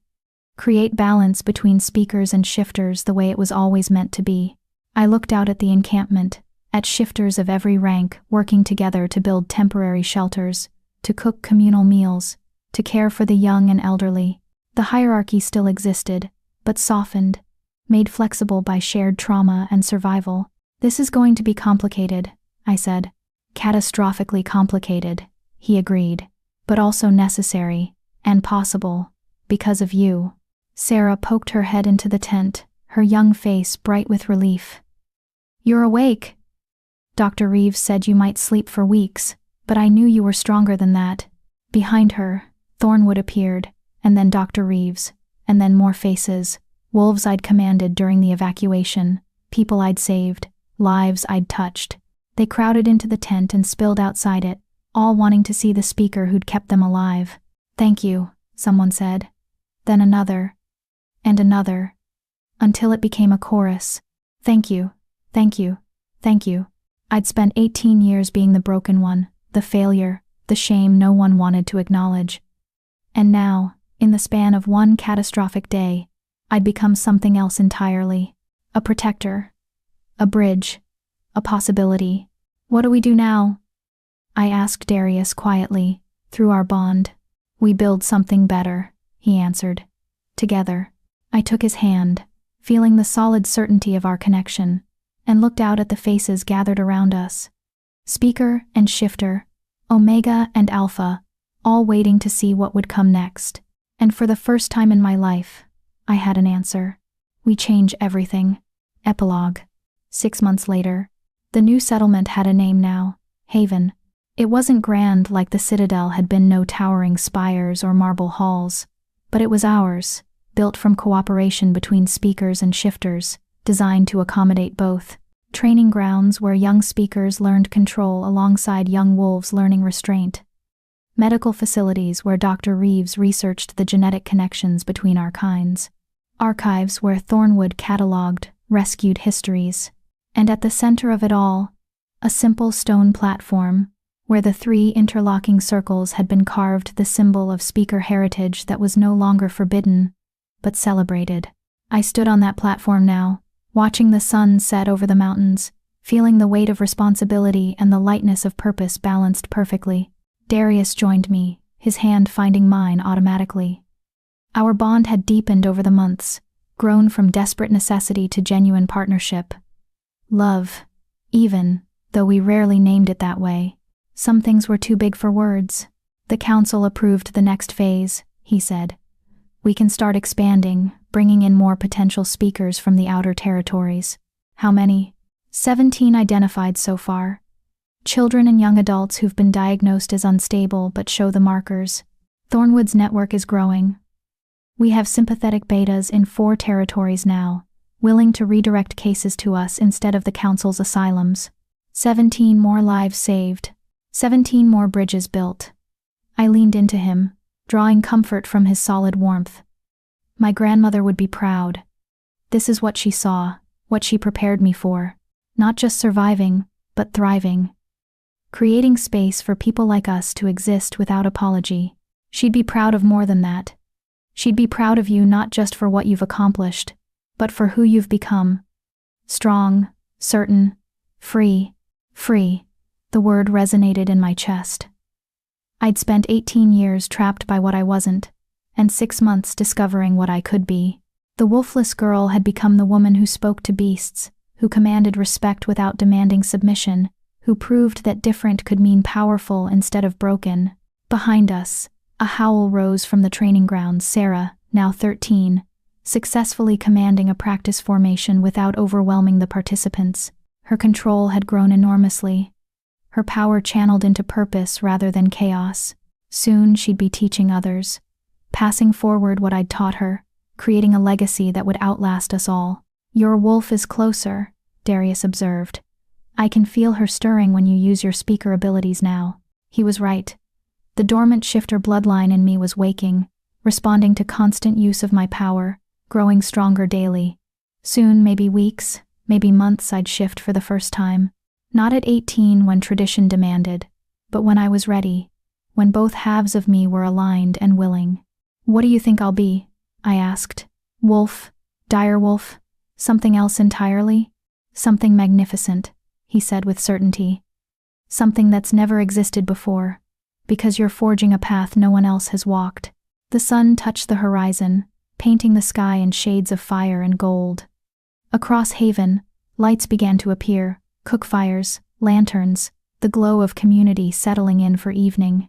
I thought about the journey that had brought me here, from worthless to invaluable, from broken to whole, from alone to surrounded by family chosen rather than born into. Thank you, I said to Darius, for seeing what I could become before I could see it myself. Thank you, he countered, for showing me that monsters can be redeemed, that curses can be blessings in disguise, that the space between human and beast isn't a prison, it's a home. We stood together as darkness fell, 2 halves of one impossible whole, and watched Haven transform from settlement to sanctuary. The world was changing. We were changing it. And somewhere in the territories beyond, more speakers were waiting to be found. More wolves were waiting to learn that different didn't mean dangerous. More stories were waiting to be told. But for now, in this moment, there was only peace. Only purpose. Only the certainty that we'd found what we were looking for, belonging.